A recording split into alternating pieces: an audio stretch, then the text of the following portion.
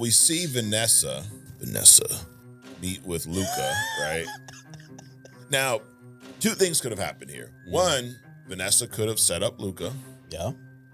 Two, Vanessa could have put the hit out on Fisk, on her husband. I'm thinking that she's not that stupid that try to take him out.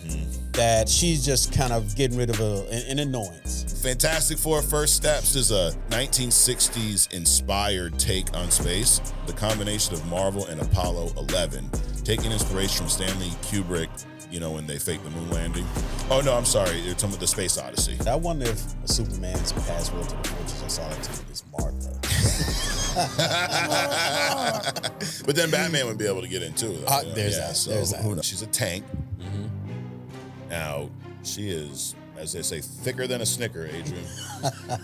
So you think he's feeling this painting and he knows it's his girl? Yeah, that's why they did the flash of him touching his girl's face. I know, but it's a fucking painting. Features are similar. It's a stretch. It wasn't a three-dimensional painting. But there's a stretch that, some vinegar fell off a truck and now he's got radar and shit too. Scarlet versus Jean in the finale. I think this can go either way. It's not a landslide victory, but it's going to go one way. Who? All right. Welcome to Only Comics. I'm Mike. That's Adrian. What up, man? What's up, bro? Just been a long week, man. Dude, this week, you ever had a dog? Yeah. You know when they fucking drag their ass all across the carpet? That's how long this week felt, dude. Yes. Like your dog was dragging his ass from the kitchen, through the dining room, through the living room, and then to your bedroom. That's how long this week was, dude. And when one time he hit the bedroom, and that's why I no longer have a dog. There you go. Yes. Perfect. So anyways, dude, but outside of that, man, we have fans from all over the country, all over the world. But we're up here in New England. Dude, the weather is insane. Yeah, it is. It's raining today. Yep. It was cold yesterday. Saturday or Friday felt like summer, dude. Right. I don't know what the hell to do. Yeah, it was like, 60 plus? Yeah. It's insane. Yep. It's like shorts weather, right? Yep. Well, it's been shorts weather since it hit like 50. Bro, I got shorts on today, bro. Well, I don't, but... My wife was laughing at me. She's like, you're leaving with shorts and a raincoat. That's New England for you right there, baby. Shorts and a raincoat. 100%. So if you're joining us for the first time, welcome. Brace yourself. Get ready for a ride. We've been doing this, Adrian. It's we're early April now. Next month, can you believe this shit will be 2 years, dude? Yep. I do believe it. Well, actually, I don't. It doesn't feel like it. No. It just doesn't feel like it. So, you could say we've been unaliving the podcast game since 2023. Right. Okay. Because we like to be politically correct here. Right. Usually. Usually. But I will say this. If you think about it, and this is inspiration for anybody that wants to do anything, right? Yep. It doesn't seem like 2 years to me because all we doing is shooting the shit about something that we love to talk about, right? Absolutely. So if you find yourself around the same people all the time, just shooting the shit about whatever you shoot the shit about, just put a camera in front of yourself and then just have that auto set. Have your little 5-year-old somebody, hook it up to YouTube. That's it. Right. That is it. At least you'll be doing something. But I tell you, we're on episode what now? This is 103, Adrian. All right, 103. We've had 103 1 to 2 hour long episodes about just shit we talking about out in the world, and that means that anybody can do that. Absolutely. Just saying. But finish this show first before you know. Right. But this is Only Comics, Adrian, where we discuss comics and only comics. Yeah, that's not true at all. Sometimes we dip into some other stuff, right? Yep. But we have another podcast called Other Stuff, so you can subscribe to that. You can join the Legion of Interns. Shout out to all the interns out there. You can join. There's a link in the description, and there's one on the YouTube main page right next to subscribe button. There's a join button. I do a better job because I get a lot of comments like, I've been trying to join for weeks. There's one guy who was like, I've been trying to join for like 3 weeks. I can't find, it was something with the iPhone, but he joined. So shout out to all the new members. But today, this is Only Comics. So we're going to talk mostly about comics, right? There you go. Mostly about comics. Yeah, I think if we could go back in time, I would have renamed it Mostly Comics. Yeah. But hey, Only Comics is where we're at. There's a lot of doomsday news going on right now. Yep. Last week there was that 6-hour chair video, you know? Dude, that's the funny thing. People are like, Marvel's dead.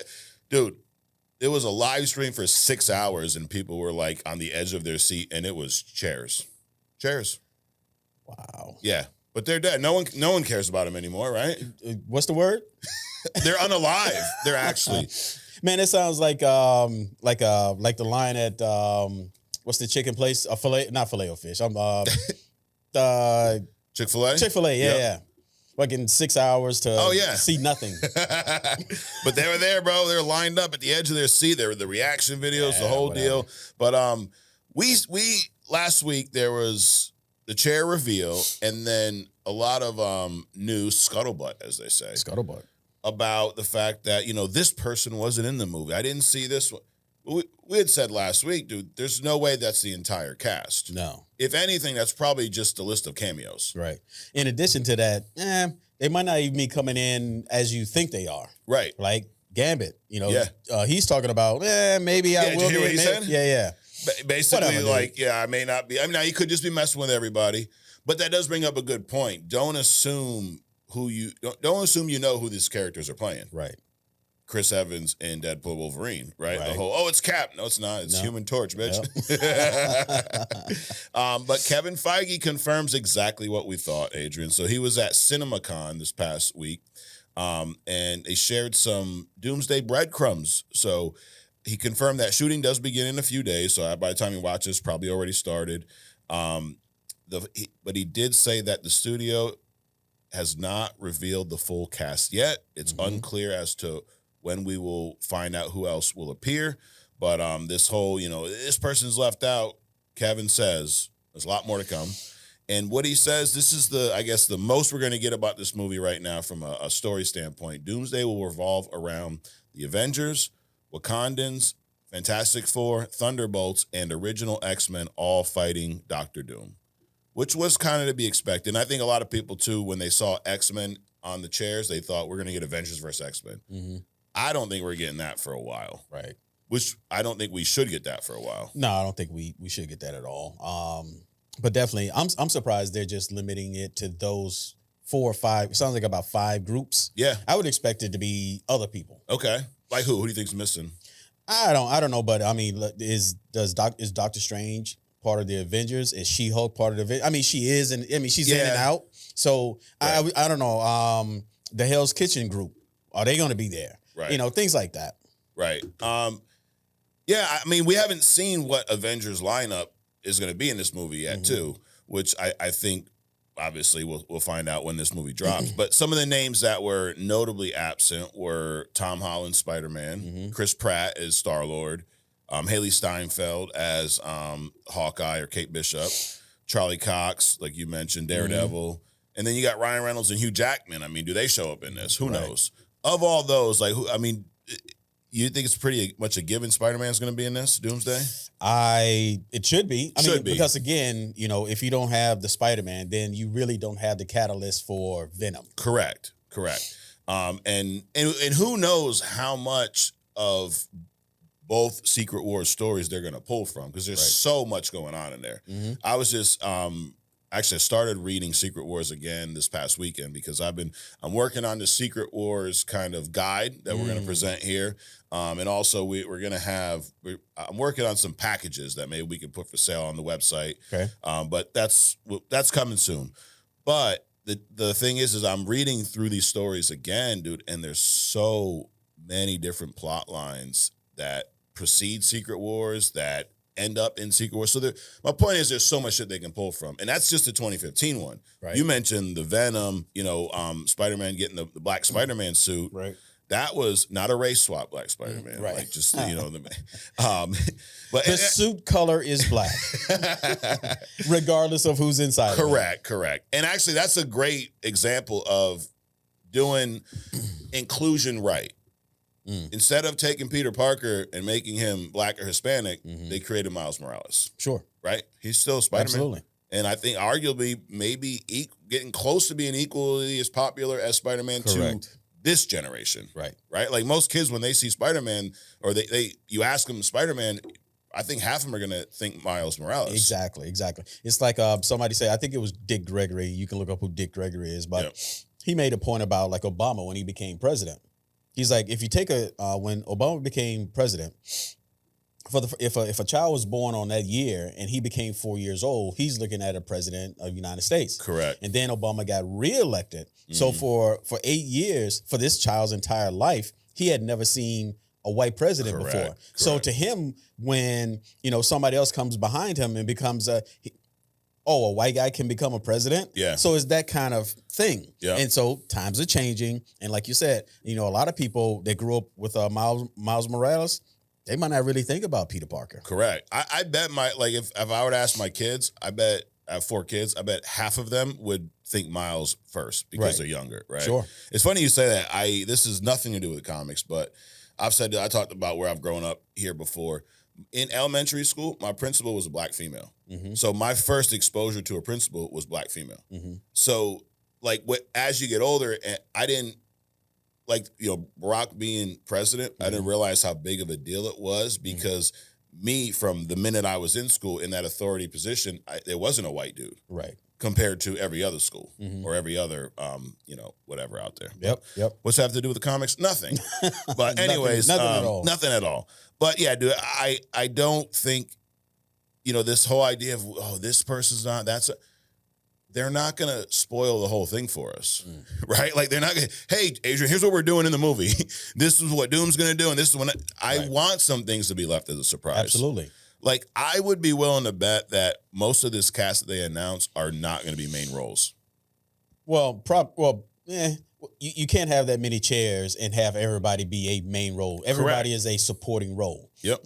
The teams are the teams are the actors, the main actors. So the main actor in this would be the X-Men, the Fantastic Four, the Avengers, Dr. Doom on his own. These are the main actors, and everybody else is underneath that. Right. The other thing you hear a lot online is this multiversal saga is a mess. It's not going to work. We don't know what's happening yet. They're going to rush everything. I've even seen some stuff. Well, if Doom is introduced here, is that too soon, too quick? Okay. I think sometimes we forget that for decades upon decades, movies were not connected, right? So, for example, The Matrix. Mm-hmm. When we first saw The Matrix, you didn't know who Neo was, right? Who was the Lawrence Fishburne's character, Morbius? Morbius. You didn't know who he was, right? They introduced him in the movie, and then you got to know them. Now, we almost get confused here. We think that you need 4 movies building someone up before we see them in a movie. Right. You could wait till Doomsday to introduce Dr. Doom. Sure. And still build up where we know who his character is.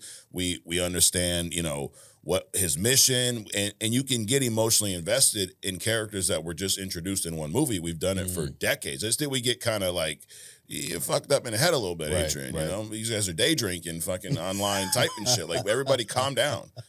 So I'm not hitting the panic. But I'm not hitting the fucking panic button with anything right now as far as the MCU goes. But I do think they have left a lot behind the curtain. And I hope that it remains behind the curtain. Sure. I want to see surprises in this movie. Yep, absolutely. But that being said, we are going to continue to talk about Doomsday rumors because they're everywhere, dude. Yeah. So Hayley Atwell, she plays Peggy Carter, also Captain Carter in Doctor Strange, Multiverse of Madness. And she's reprised that role from a voice acting standpoint in What If, which rubbed a lot of people the wrong way. Not that she did anything, but they made this Captain Carter character crazy overpowered in this What If show. And a lot of people are that's just a little too much. Right. Now, she was in an interview recently where I think she all but confirmed that she'd be back in Doomsday, but she talked about her cameo in Doctor Strange 2, and she kind of critiqued it a little bit. So if you remember, this was when Doctor Strange uncovers the Illuminati in another universe, right? And Scarlet Witch is taking control of one of her variant's bodies in that universe, and she decides she's going to come and just fucking kill everybody, right? Or unalive them, Adrian, is what she did.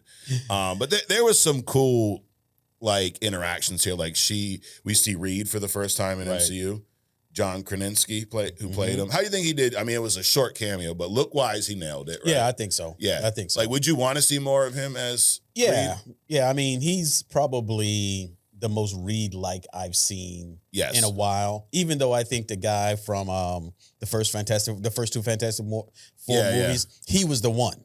You liked him? Yeah. It's just that the movie just kind of destroyed, his participation. Yes, absolutely. And then we see Captain Carter, who we were first introduced to in What If, the first season of What If, right?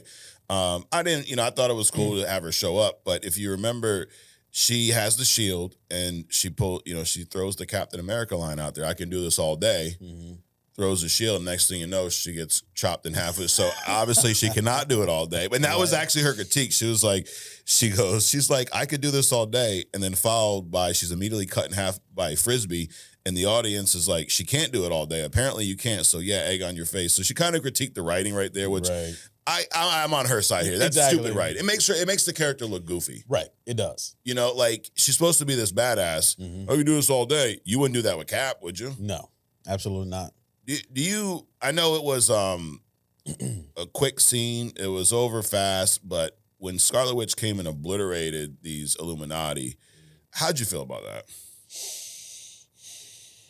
I didn't really think about how I felt about it at all. I'm still not. It's just, I mean, it was just, it was an event. It played into the narrative. That's all. Okay. That's the only thing I thought about. So you weren't like, people had a lot of issue with, like, can't believe she can't. Scarlet Witch is powerful. Right. Like that's not crazy for her to be able to do that. No, not at all. No. I'm surprised it took as long as it did. Right. Because I don't like this, I call it the hula hoop motion. You got to spin up and you got to talk through your spells and do all this Doctor Strange bullshit. I don't like that at all. I mean, it should have been like that. Right. She should have had one thought, all of them gone. Yeah. Period. Yeah. That's what happens in Rivals, dude. That pure chaos, dude. If you're in the way, you're fucking gone, Adrian. Hey. Disintegrated. But it made for some cool interaction. Yeah, I was not as offended at the scene as most people. Like, dude, because I'm on that side of she is one of the most powerful beings in all of Marvel. Like you bring up all the time, House of M. If you could say no more mutants and change the landscape of the entire comic universe for years, right? You're pretty fucking powerful. That's it. So to think that, she cut, Captain Carter in half, she shredded Mr. Fantastic like some spaghetti and went inside Xavier's head and mind fucked him to death. Right. Pancaked Captain Marvel. Yep. All right. Hey. Yeah, her too. And then the only stupid one was the Black Bolt where she sewed his mouth shut. And apparently I was offended by that. Yeah, exactly. That one offended me. Oh, he just forgot that he had this power. And I guess he's never like sneezed or anything. I don't know. Let me see. Your voice comes from your throat, which means that it goes through your mouth. Yes. Across your teeth. No diddy. So if you can do that, I don't think that having your lips closed is going to it was just stupid. He's never held his breath. He's ever been swimming. I don't know. But yeah, I wasn't offended by that overall scene. Now, question though, we've seen Hayley Atwell as Peggy, right? Agent Carter. Now they have the whole show. You ever seen their show? No. I've watched like a couple episodes. It actually looks pretty good, but there's too much shit to watch. Adrian. Right. And then we've seen her as Captain Carter in live action and both in animation. But say, Adrian, she's definitely coming back for Doomsday. Would you rather, play a game called Would You Rather, would you rather see Hayley Atwell return as Peggy Carter or Captain Carter in Avengers Doomsday? I don't think she'd have much of a supporting role as Peggy Carter. Okay. I don't think she should be there at all. Okay, so you'd rather not see her. I'd rather not see her. But if she's going to come back, then probably Captain Carter. Captain Carter. Because this whole thing isn't about, upper management sitting around and coordinating things. Right. And you're definitely not going to be sitting around coordinating things.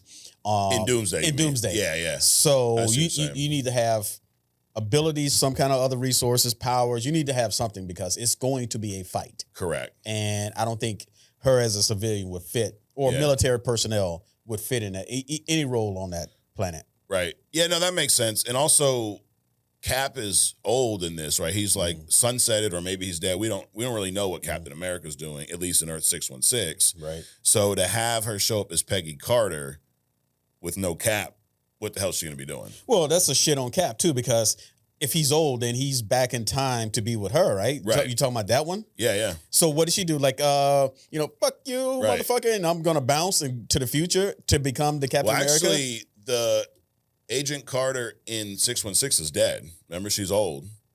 She's an old lady that died in Civil War. okay, Yeah. yep. So it would have to be a variant from another universe. So I Captain Carter all the way. We don't need to see Peggy Carter. Yeah.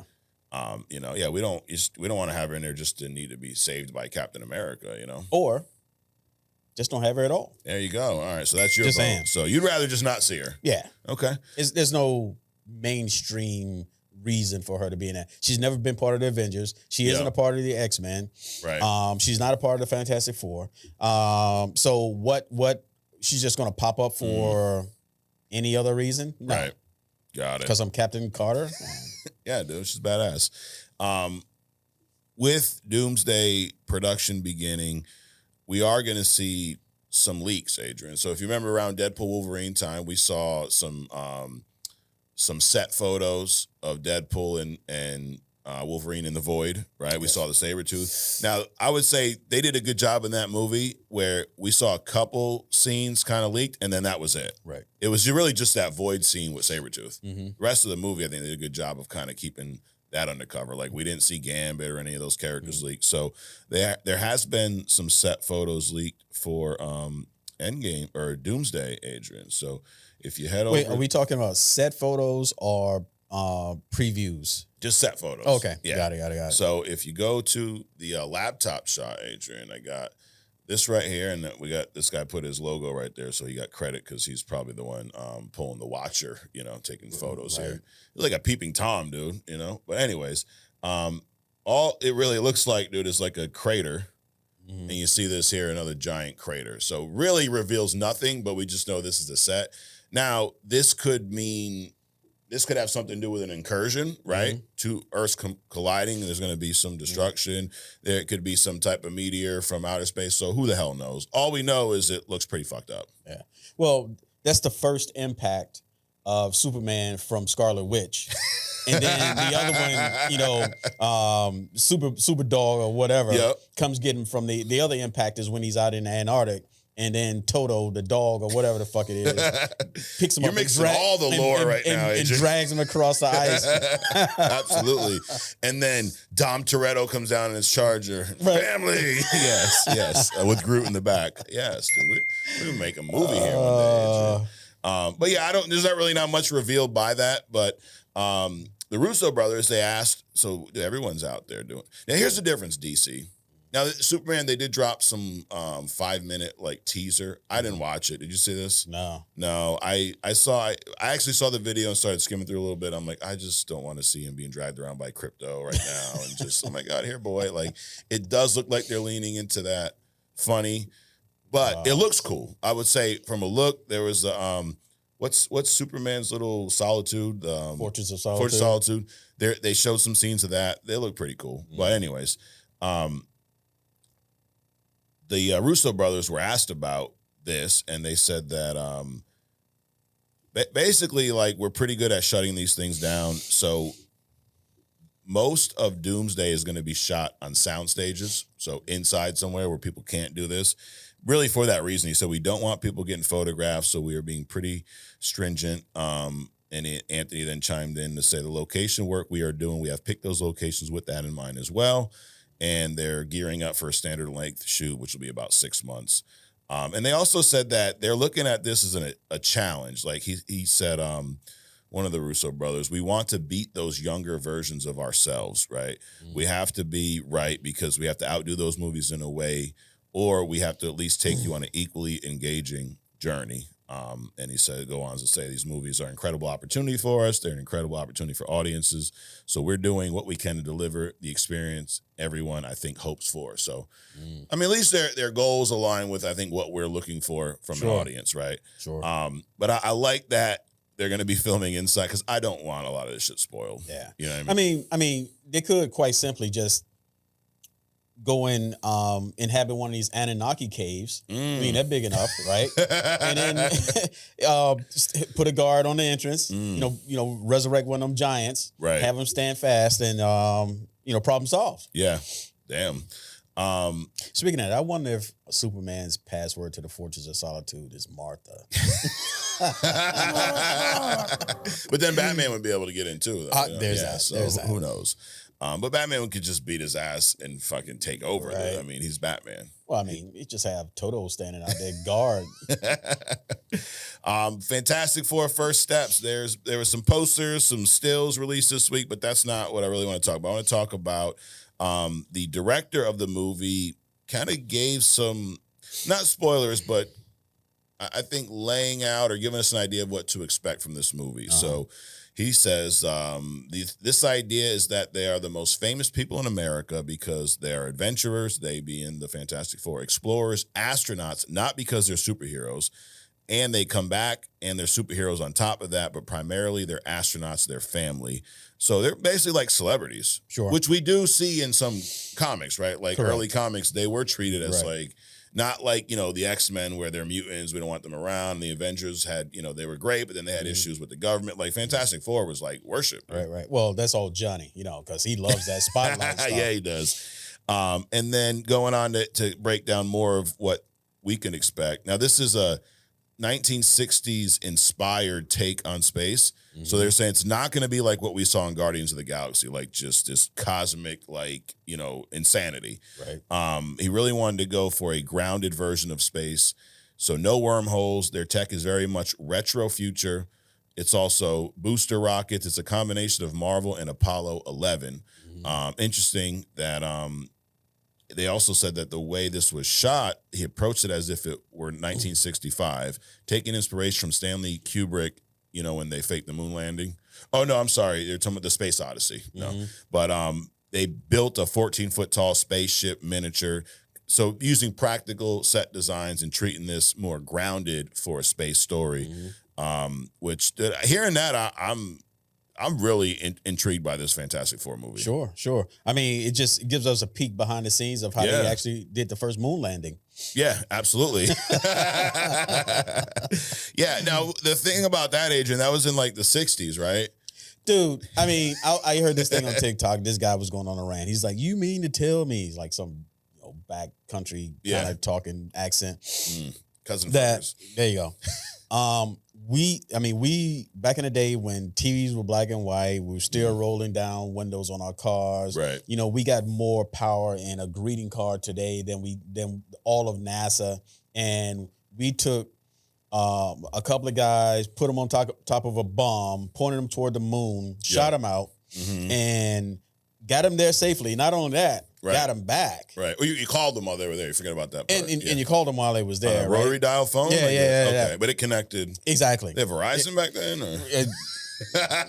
T-Mobile. They had T-Mobile. But, so you're looking at the technology. We don't have the technology to do one thing, but we got the technology to do this other thing. And that's supposed to be believable? Right. Come on, dude. Yeah, absolutely. And why were we able to get people there in 1965? But ain't nobody going back. Right. No. We're not going back because they destroyed all the technology that was involved in, delivering guys to the moon. Okay. That's why. Makes perfect sense. We can send the internet through the sky invisibly, but we can't get back to them. Okay. All right.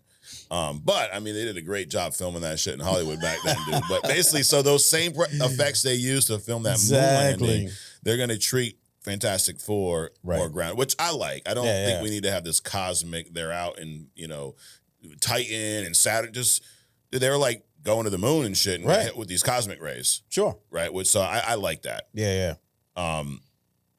What else? Oh, they also said that the director said this movie is pretty much a standalone. He obviously it's part of the MCU, but it takes place in their own universe, so it's not in the Earth 616 universe. Okay. And then he also says it was wonderful and liberating. There's really no other superheroes. So there might be a couple. There's no Easter eggs. There's no running into Iron Man or whatever. They're it in this universe. I love the interconnected Marvel universe, but we get to do something so new and so different. Eventually, this world will meet up with other worlds, but for now, this is our own little corner. the more I hear, I'm liking that, dude. Right? I'm liking that. I've not heard, and not glazing Marvel here, as people claim. There's nothing about this movie that I've heard yet from a rumor standpoint, from confirmed by that makes me think it's going to be a failure. Right. There's nothing that I'm disinterested in, I guess. Well, but they are incorrect in saying that there's no other superheroes. Why? Who else is there? Well, you got to have Silver Surfer. True. But is that a superhero? Well, he's a she. Yeah. Well, she's okay. Well, whatever. The Silver Surfer. Yes. Male or female. Mm-hmm.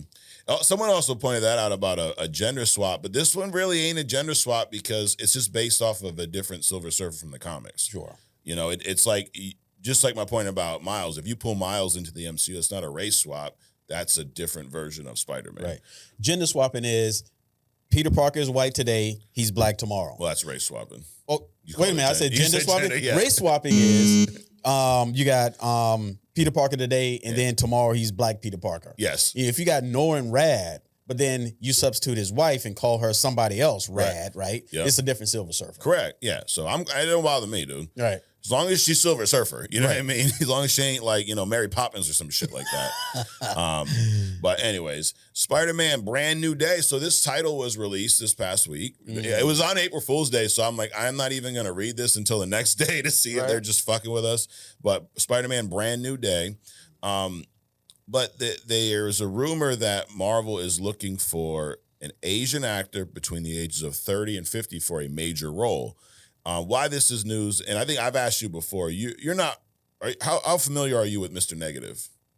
Not at all. Not at all. So Martin Lee, he is Mr. Negative, and he is someone, basically it's like a split personality. So he's an immigrant turned crime lord who gains his powers after being experimented on with a drug called Shade. Okay, it transforms him into a superhuman with a split personality, like a lot of Spider-Man villains, right?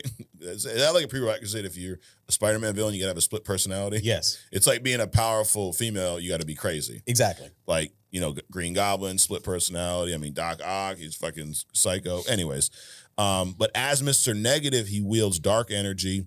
He can corrupt others' morals with a touch. It's almost like some not Kilgravish, where he can command you, but if he touches you, he can kind of, make you be a baddie, Adrian. Sounds like any other demon to me. Sounds like Diddy, right? It was the touch. He's Mr. Negative. Yes. He's just not Asian, so he can't play this part. God. Anyways, he leads a inner demons gang in New York's Chinatown. Now, here's the twist. Martin Lee, his persona is a philanthropist. He runs Feast. So, Feast, the organization in the Miles comics, his mom spends a lot of time there, and I don't know if she works there or she donates her time, some shit. But in the Spider-Man games, Feast is also a big part of the story, and Aunt May helps out there. But anyways, Martin Lee runs this. So by day, dude, he's feeding, it's like a shelter. He's feeding homeless people. He's helping everybody out, doing great things. By night, he's running a street gang as Mr. Negative. So, and his powers stem from the Dark Force, granting him strength, agility, and a distinctive black and white appearance. So he looks like he came from the Negative Zone. He's literally like this glowing black and white entity, which is pretty cool. But anyways, reason I brought that up is 30 to 50. He is Asian. He is usually in his 40s in the story. So 30 to 50-year-old Asian actor for a major role. Sounds a lot like Mr. Negative. So I'd be all for this. You not knowing anything. But I mean, what I explained about him, does that sound like I guess a good villain for a movie like this? It could be. Yeah. It's just interesting that they're calling him Mr. Negative, because typically, you would get a black person, they would call him Mr. Negative, and they would call an Asian person Mr. Sinister. Right? Because they just stereotype throughout it. But we're changing. Yes. We're changing, apparently. Absolutely. A lot. Correct. So, it sounds like it could be an interesting character. Again, you got to have a storyline. Right. I just watched this movie the other day. It's an older movie, probably 2000s. Yeah. And it's basically about this guy who has been alive for 14,000 years, right? He started out as a Cro-Magnon caveman and kind of, just been along. He still got sick, all this other kind of stuff, but he survived all this stuff. But it was shot in his house in one room, basically. Yeah. It showed the room. It showed the people that was in there. It was like 6 people. like 3 or 4 women and 3 or 4 dudes, and then it shot the driveway. That was it. And it was an engaging movie. Yeah. No theatrics, no, just candlelight and in a fireplace, right? Yeah. But why am I bringing all this up?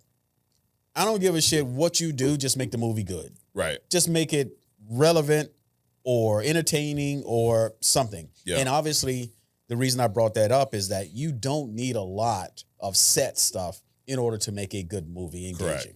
Yeah, absolutely. But me, I'm a fan of Mr. Negatives, like the character. So hearing this, I think it's a great idea to have him in there. I also, if you have Mr. Negative in there, you got Martin Lee, you got Fisk. It sounds like it would be more of a grounded story. This ain't some cosmic entity. We ain't going to outer space, which I'm looking forward to seeing Spider-Man from a grounded standpoint. Right. It's not, I love the Spider-Man movies in the MCU, but I think my one critique would be since Spider-Man's been introduced to the MCU, he's been in these big moments. Right. We've not really seen him. We've seen, in Homecoming a little bit, but like once he got to the second movie, you got Mysterio, the drones, you're overseas, and then No Way Home is this multiversal, which was phenomenal, but we haven't got to see Tom Holland's Spider-Man in this grounded, like struggling Spider-Man. You don't have Uncle Tony Stark here to help you out type shit. Right. So from that aspect, I'm looking forward to it. Sure. I actually, as a matter of fact, I can't recall reading a comic or seeing a movie in which Spider-Man is like in space.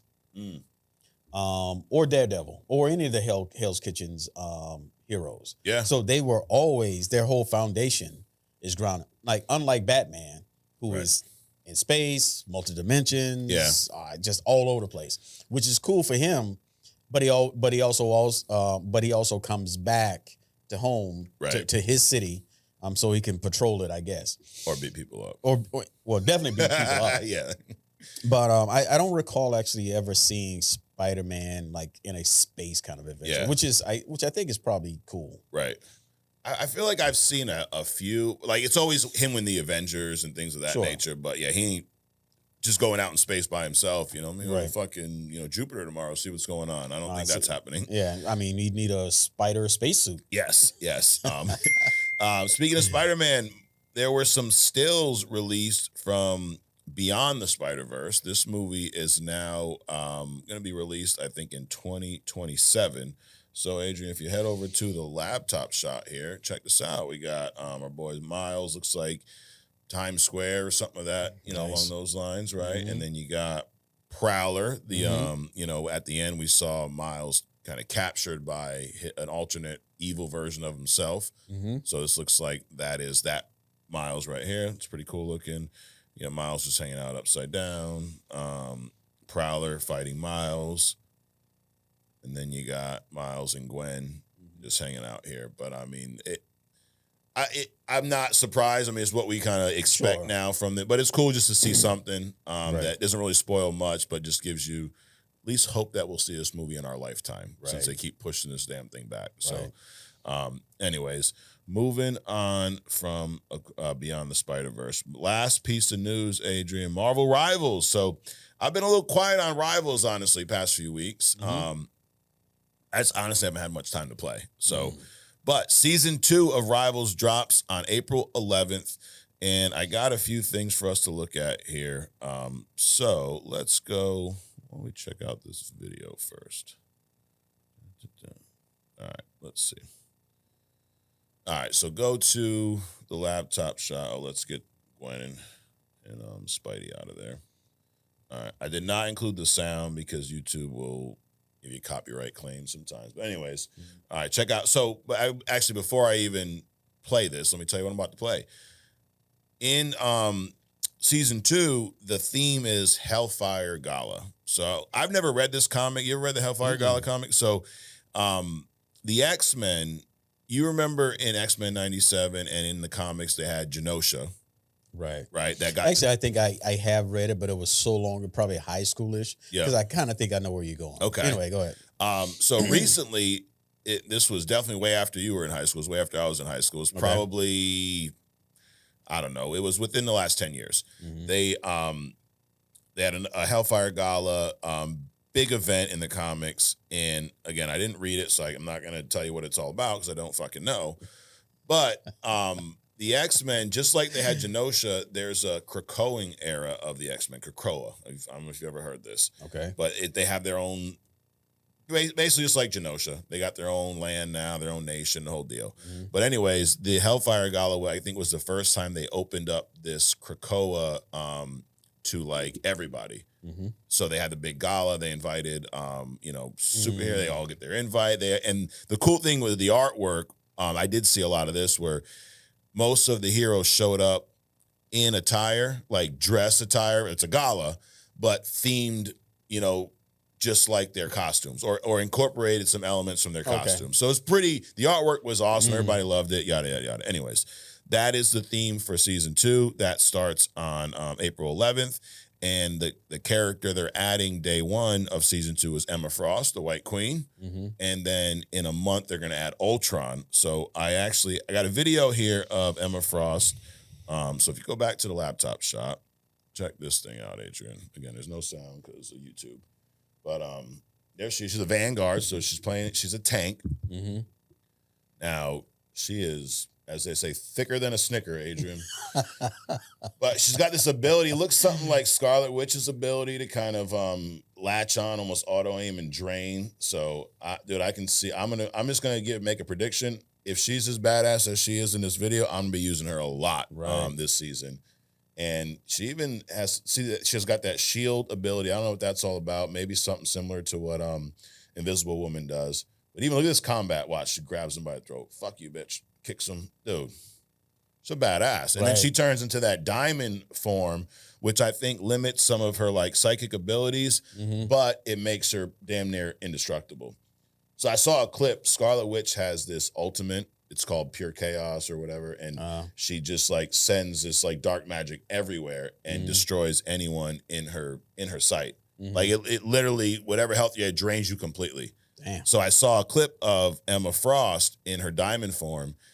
Scarlet Witch does this and it doesn't kill her, which is like a first in the game. I don't know if anyone else with S.H.I.E.L.D. can do that. So seems to be pretty powerful character. And I also have, let's see if we go. Yeah, just go back to the laptop real quick. So here's some stills. Oh, no, we don't want to see that. Here we go. Here's a couple stills of her. Look at this skin, dude. Wow. Yeah, I mean, true to her comic form, right? Mm-hmm. And then Ultron, there you go, snapshot of Ultron. So he'll be showing up in about a month. Yeah, so, dude, I'm going to be back on the Rivals train, Adrian, back in there. And the Rivals developers, NetEase. So it's funny, they it's not funny. They laid off a bunch of people about a month ago, and everyone's like talking shit about it. Like, they think they know the inside. Like, why are you do that? You're making all this money. Why are you laying people off? I'm sure they had a reason. Maybe they did. I don't fucking know. But starting April 11th, season 2 drops, and then their plan is to create or make the seasons 2 months. So every 2 months, you're going to get a new season. Mm-hmm. Every month, they're going to add one new character to this game. Okay. Which, now, it's funny, you see in some comments, and these people know nothing about Marvel, like, how are they going to do that? They're overcommitting. They're going to run out of characters. And you see a comment like, dude, they literally have thousands of characters. Like, they're never going to run out. Right. I mean, they're just scratching the surface with a lot of what they've included in this game so far. So, I was listening to something about when I was looking at up the hidden gem. Yeah. I heard something like about how Sony bought the rights to, was it 600 or 900 characters that they have available to them. For Spider-Man? Right, from Marvel. Marvel, yeah. And so that's just the ones that they have rights to. Correct. So the whole Marvel, quote unquote, universe has a lot of people. They're not going to run out anytime soon. No. So how many do you think Marvel Rivals has in there now? 20, 30? No, they're 30. I think they launched with 33. They added the Fantastic Four, so 37. Right, between 35 and 40. Let's say 40. Yep. And this year they're going to add another 12. That's 52. Yep. Next year is going to be what? 64. Yeah. I mean, before you get to 900, it's going to be a while. And that's just the characters Sony owns, which are mostly in the Spider-Man universe. Right. Yeah, that's not the Avengers. That's not the X-Men. Nope. No, dude. You could add just X-Men every month, and you'd have enough content for the next 5 years. Exactly. You know, so yeah, dude. So I will be back on Rivals, and I clipped a bunch of shit this past season, but I never put it together. But we're gonna look at some video clips next season. So I'm gonna wait till Emma Frost drops. So of course you are. Is Emma Frost, Adrian, enough to get you back in this game or what? I tell you what, I've reviewed a couple of the shorts this week. Okay. It would be great if again, what is it? Engine 6, whatever. Real Engine 6. Unreal 5, yeah. Or whatever. Real Engine, Unreal, whatever. Hey, you definitely want to fact check most of the shit we say here. But anyways, Adrian. There's a number, it's above 4, and there's engine in it somewhere. There you go. But anyway, dude, like a short, like an 8-minute short movie with Emma Frost in it. I'm just saying. Yeah. Or Malice. Oh, yeah. I mean, you could throw in, the other, game, figures too, but I'm just saying. Dude, I got to meet whoever's designing these characters because, I thought comic artists were, on the little creeper side, but, dude, what they're doing in this game, holy shit. Wow. Yes. Yeah, it's like they're looking for a certain audience. And hey. here we are. Yes. But, I mean, that's half the battle, but they got to be a good character, too. Right. And it looks like, Sure. now, I use mostly tanks. So, as much as I'm talking about Malice, I don't use Malice that much. My most used character is Captain America. What you're going to hear next month is going to be only Rivals. Yes. Definitely. And I'm going to be using only Emma Frost if she's as badass as she is in that video. Right. So, anyway, well, that is the news. We're going to wrap this up, a little thumbs up, thumbs down. So, are you ready? Let's do it. Let's do it. Number 1. Kevin Feige confirms what we tried to tell you all last week. The 6-hour chair video did not reveal the entire cast of Avengers Doomsday. I give this a thumbs up. Thumbs up. And I give y'all a thumbs down for not listening to us.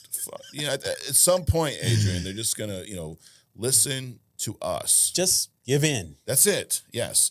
Next up, Hayley Atwell rumored to return in Avengers Doomsday and Secret Wars as Peggy Carter. I give that a thumbs down. Yeah, thumbs down. I think you don't want her to show up at all. I don't want it. It doesn't make any sense. Okay, I say have her show up as Captain Carter. We don't need to see Peggy Carter Right. Cap. No, if she is going to show up, it would make more sense as Captain Carter and instead of Peggy Carter. There you go. Avengers Doomsday set unveiled, as they say, or leaked, or a peeping Tom creeping around the set, took some photos. There's that. And showed some big craters. So I just give this a thumbs up that this thing is in production, it's moving, and by this time next year, we're gonna be getting ready to see this thing.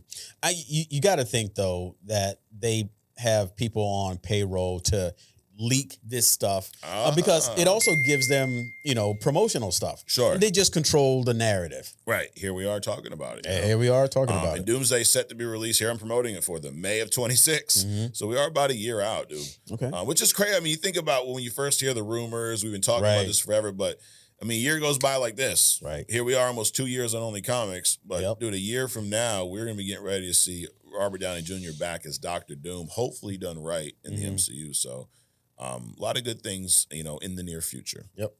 Moving on, Fantastic Four First Steps. The synopsis was dropped by one of the directors, and he says it's going to be a more grounded take on space, and it's going to kind of exist in its own universe until they, meet the rest of the MCU. I give this a thumbs up. Thumbs up.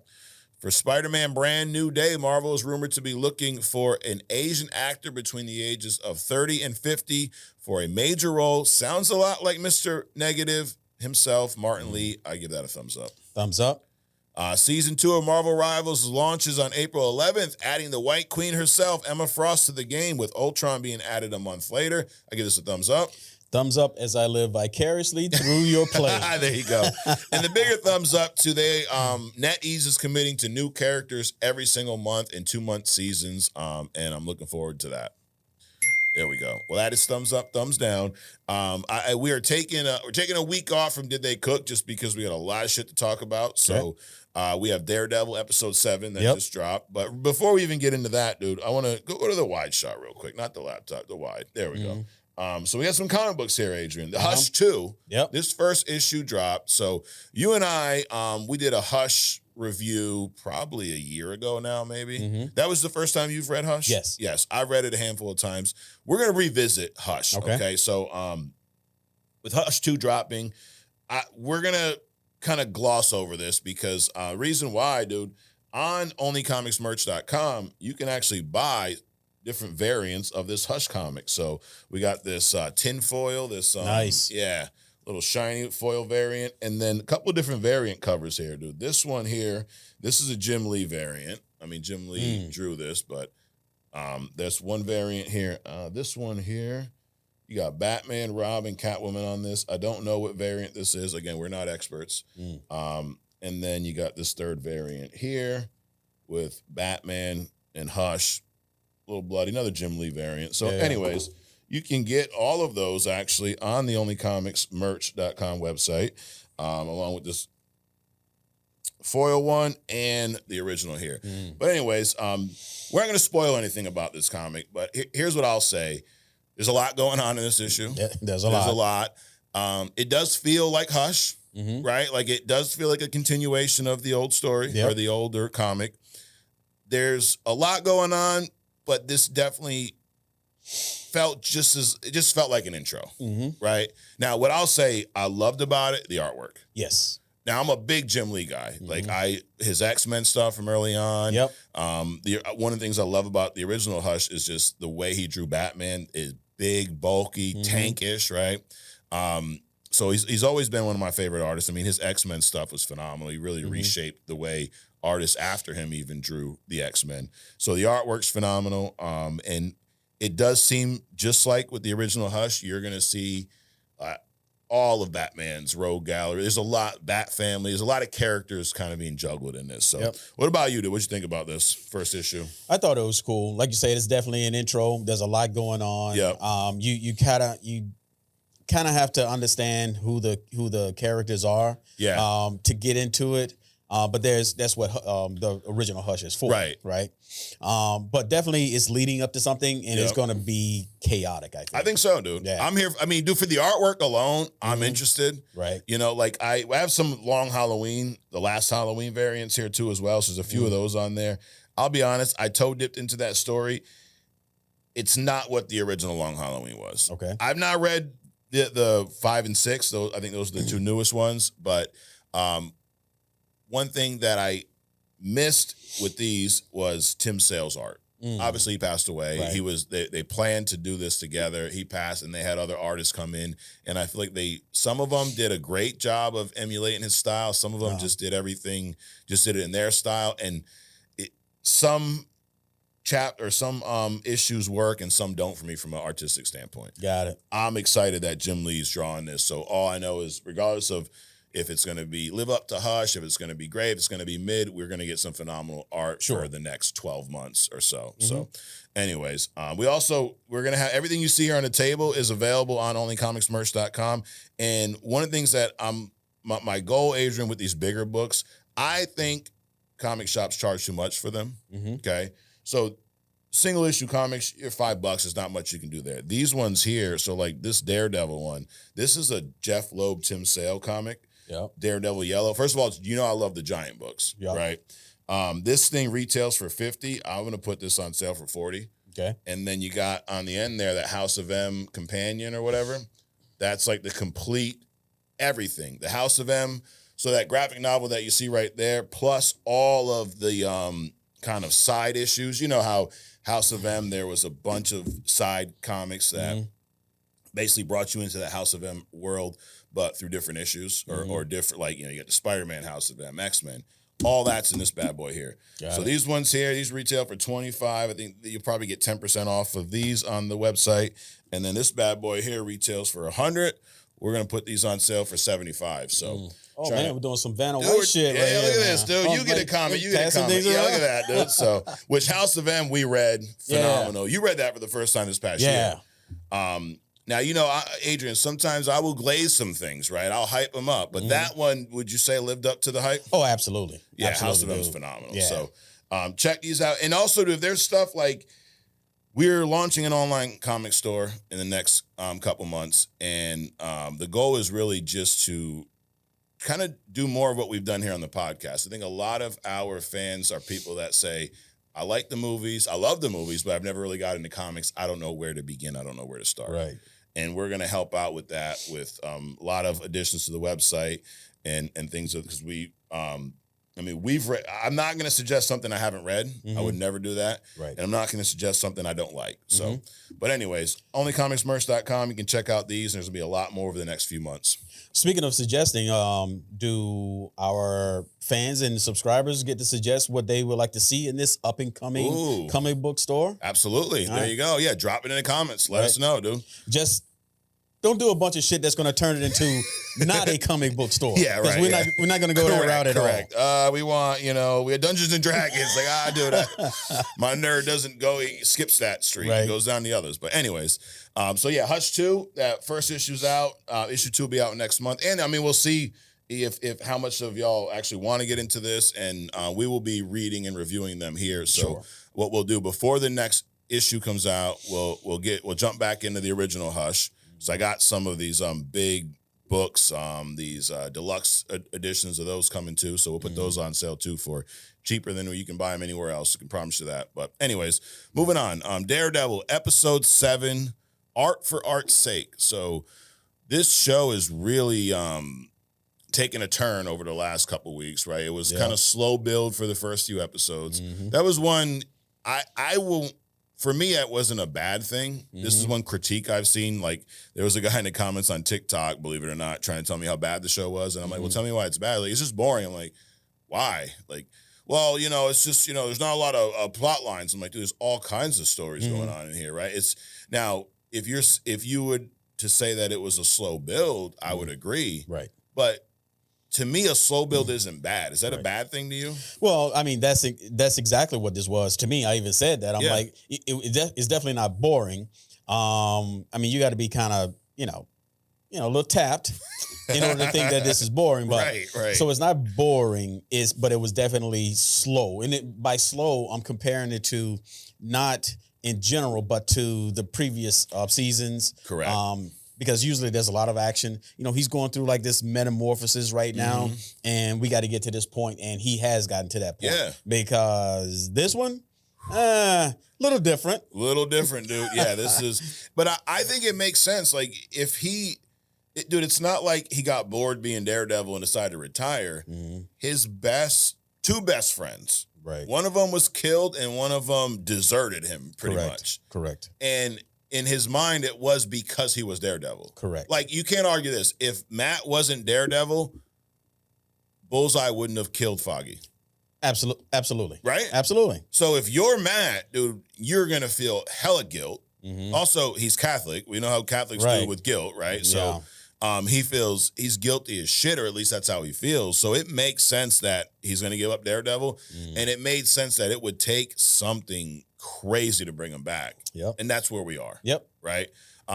Before we get into the episode, obviously, we're going to spoil some shit. So that's our spoiler warner. Hey, dumbass, if we're talking about the fucking episode, we're spoiling it. Right, yes. Right. Well, I tell you what, if you don't want to have some things spoiled, go fact check some shit that we said earlier. That'll get you out of this part. Then come back. Then come back, dude. Come back, because we got the March Madness Championship. We respond, and we got a hidden gem. You already teased a little bit. Yep. So, anyways, in this, well, first of all, what would you give this episode 1 out of 10? I would say, because it actually wraps up quite a few things. I would say 7.5, 8. Okay. I was going to say 8. Yeah. We see the Muse. Funny, last week I said, I think in the comics, Muse doesn't even have an identity revealed yet. Right. And we saw it here. Now, I wasn't surprised as to who he was. Were you? No, it doesn't surprise me. But what kind of surprised me is how quickly they get rid of him. Yes. Or did they? I think he did. You think so? Now, in the comics, Muse has some powers. So I'm going to get into my theory. Okay. But anyways, it was this kid, Bastion, who was actually going to Matt's girlfriend. Well, I forget her name. Heather, maybe? She's going to be dead in a couple episodes. Yeah, exactly. So it doesn't matter. But, dude, everyone goes to the same therapist, right? Fisk, Vanessa. Right. And now you got Bastion going there. Yep. And Matt gets her off hours. Of course.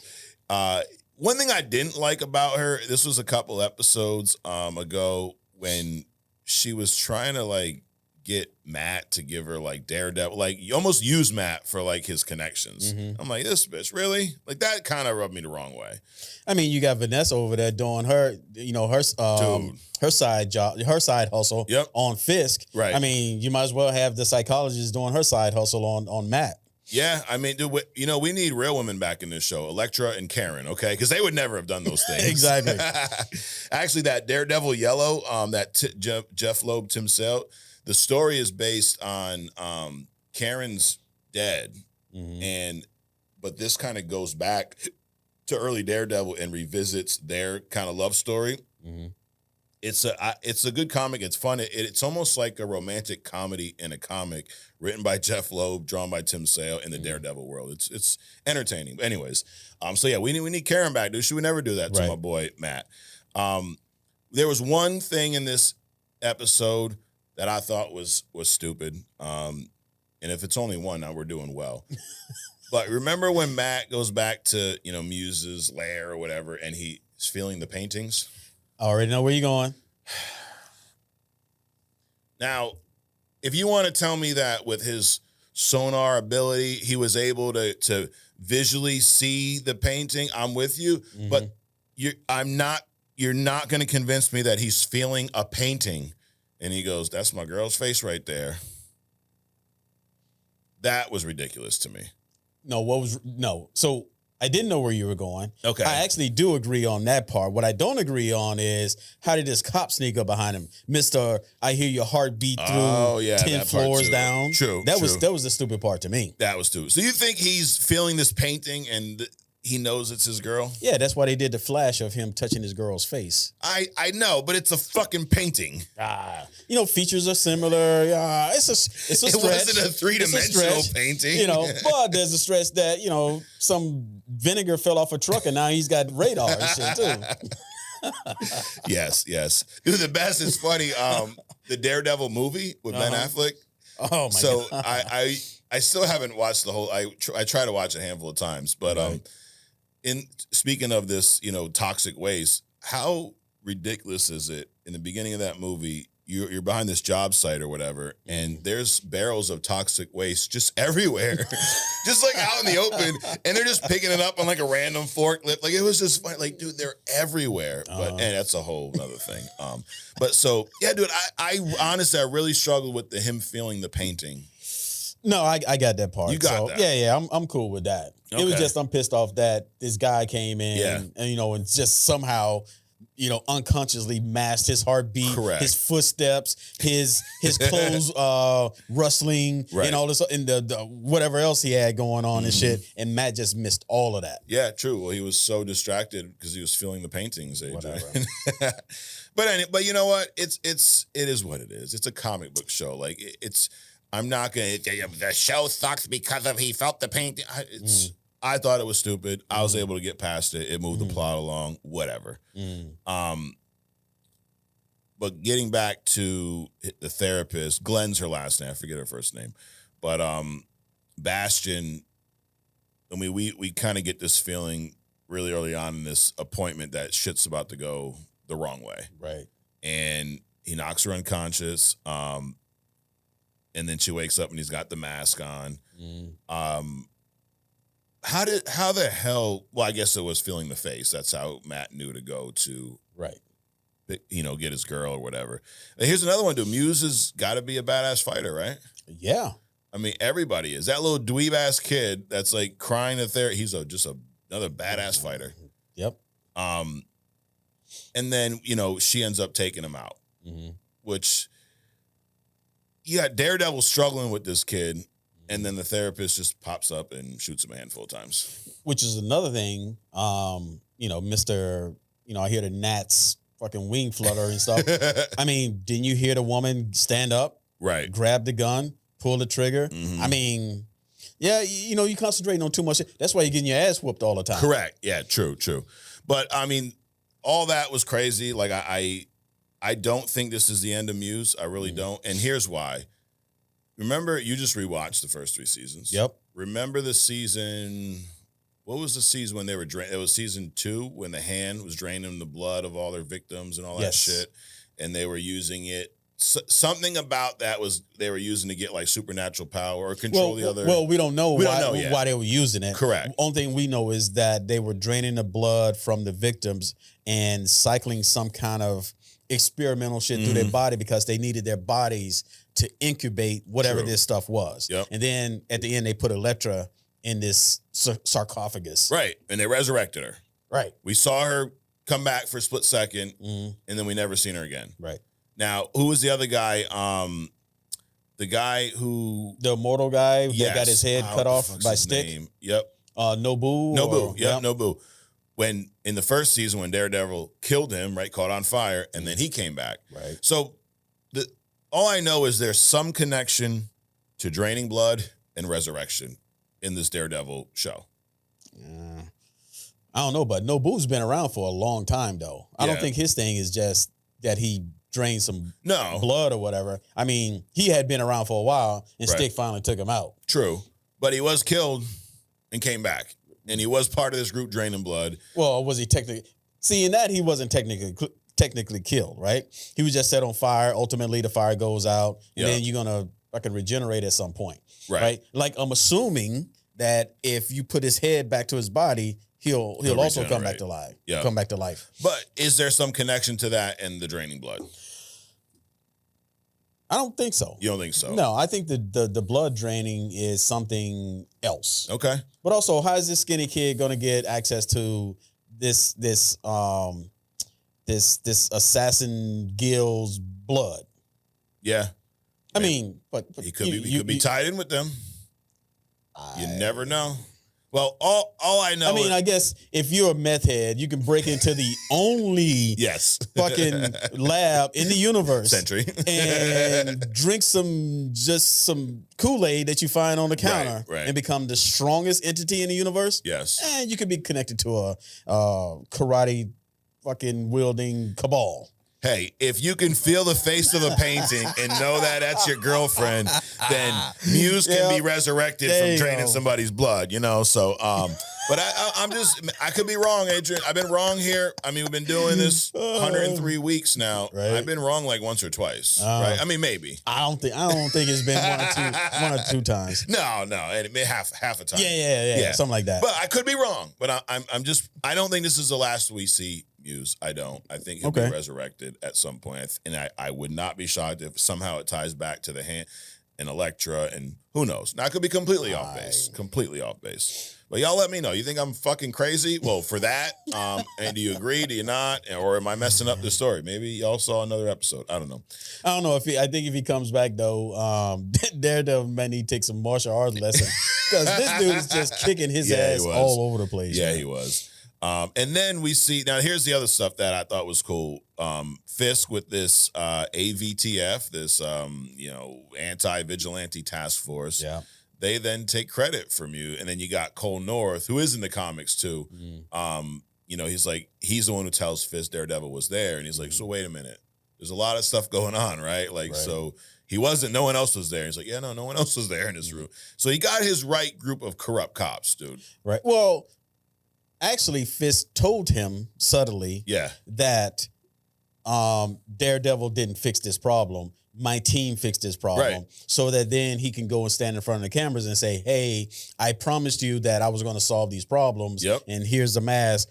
Me and my team solved this problem. So, because he was like, he's like, so Daredevil didn't fix it. He's like, so no, Daredevil wasn't even there, kind of a thing. Right. So it wasn't his idea. It was Fisk's idea. No, it was his idea, but my point is, they're okay with this. Sure. Like, he picked the right people to be in this group.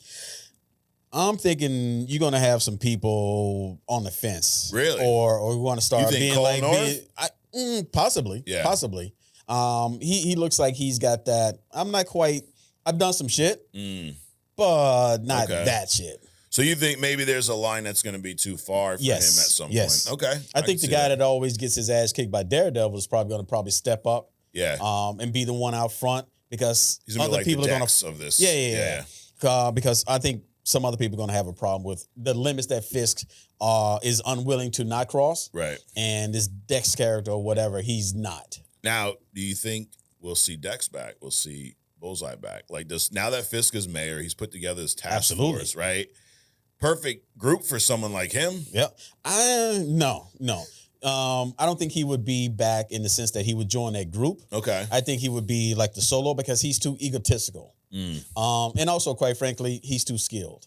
They would just slow him down. Got it. Or does Fisk do something where he works a deal out, like I'll let you out if you take orders from me type shit. Right. He would be his elite assassin, you know. But these other guys, they're going to be his goons. Right. You know, those the ones that he can put out in front. He can parade around the city, but also does his enforcer shit. But these guys are not going to be able to take out Daredevil. Of course not. So he's going to have to bring in the big guns. Absolutely. So does he go to a Dex, or does he do something to one of these guys to, evolve them to make them? I don't think so. I don't see that part. No. You got Dex sitting there in jail, right? Use him him. out. And Dex is, he's sitting on the nipple anyway. Right. He wants to be around Fisk so somebody can tell him what to do. Yes. And he's fiending to just kill someone. Dude. He's fucking Exactly. tapped. And then at the end, we see Vanessa meet with Luca, right? This Luca motherfucker, dude. And he's not really feeling fit. He's kind of asking Vanessa to get back into this criminal act, almost behind Fisk's back, right? I want to see what your response to all this is. So Luca gets a call. Yeah. Right? Vanessa basically says he's there, or he gave him the address. Right. Text or call? Was it a text? I think it was a text. He Text. was in the car. He got a text. That's something. Right. Yeah. He's here, whatever. Gets him the address. And, real quickly we realize she's giving him Fisk's location. Mm-hmm. Now, this could be for two things could have happened here. Yep. Right? So, Luca walks in, and very early on, walking into this restaurant, he's pulling out a gun. The minute I saw Fisk back to the door, right, I'm like, something's up here. Right. He ain't just sitting here, unbeknownst to him, someone showing up. He fucking knows what's going on. And this was the coolest part of this entire movie to me. Fisk doesn't even skip a beat. He doesn't skip a knife slice, dude. He's sitting there eating probably steak, right? Yeah. And then his boy, what the hell's his name? Him.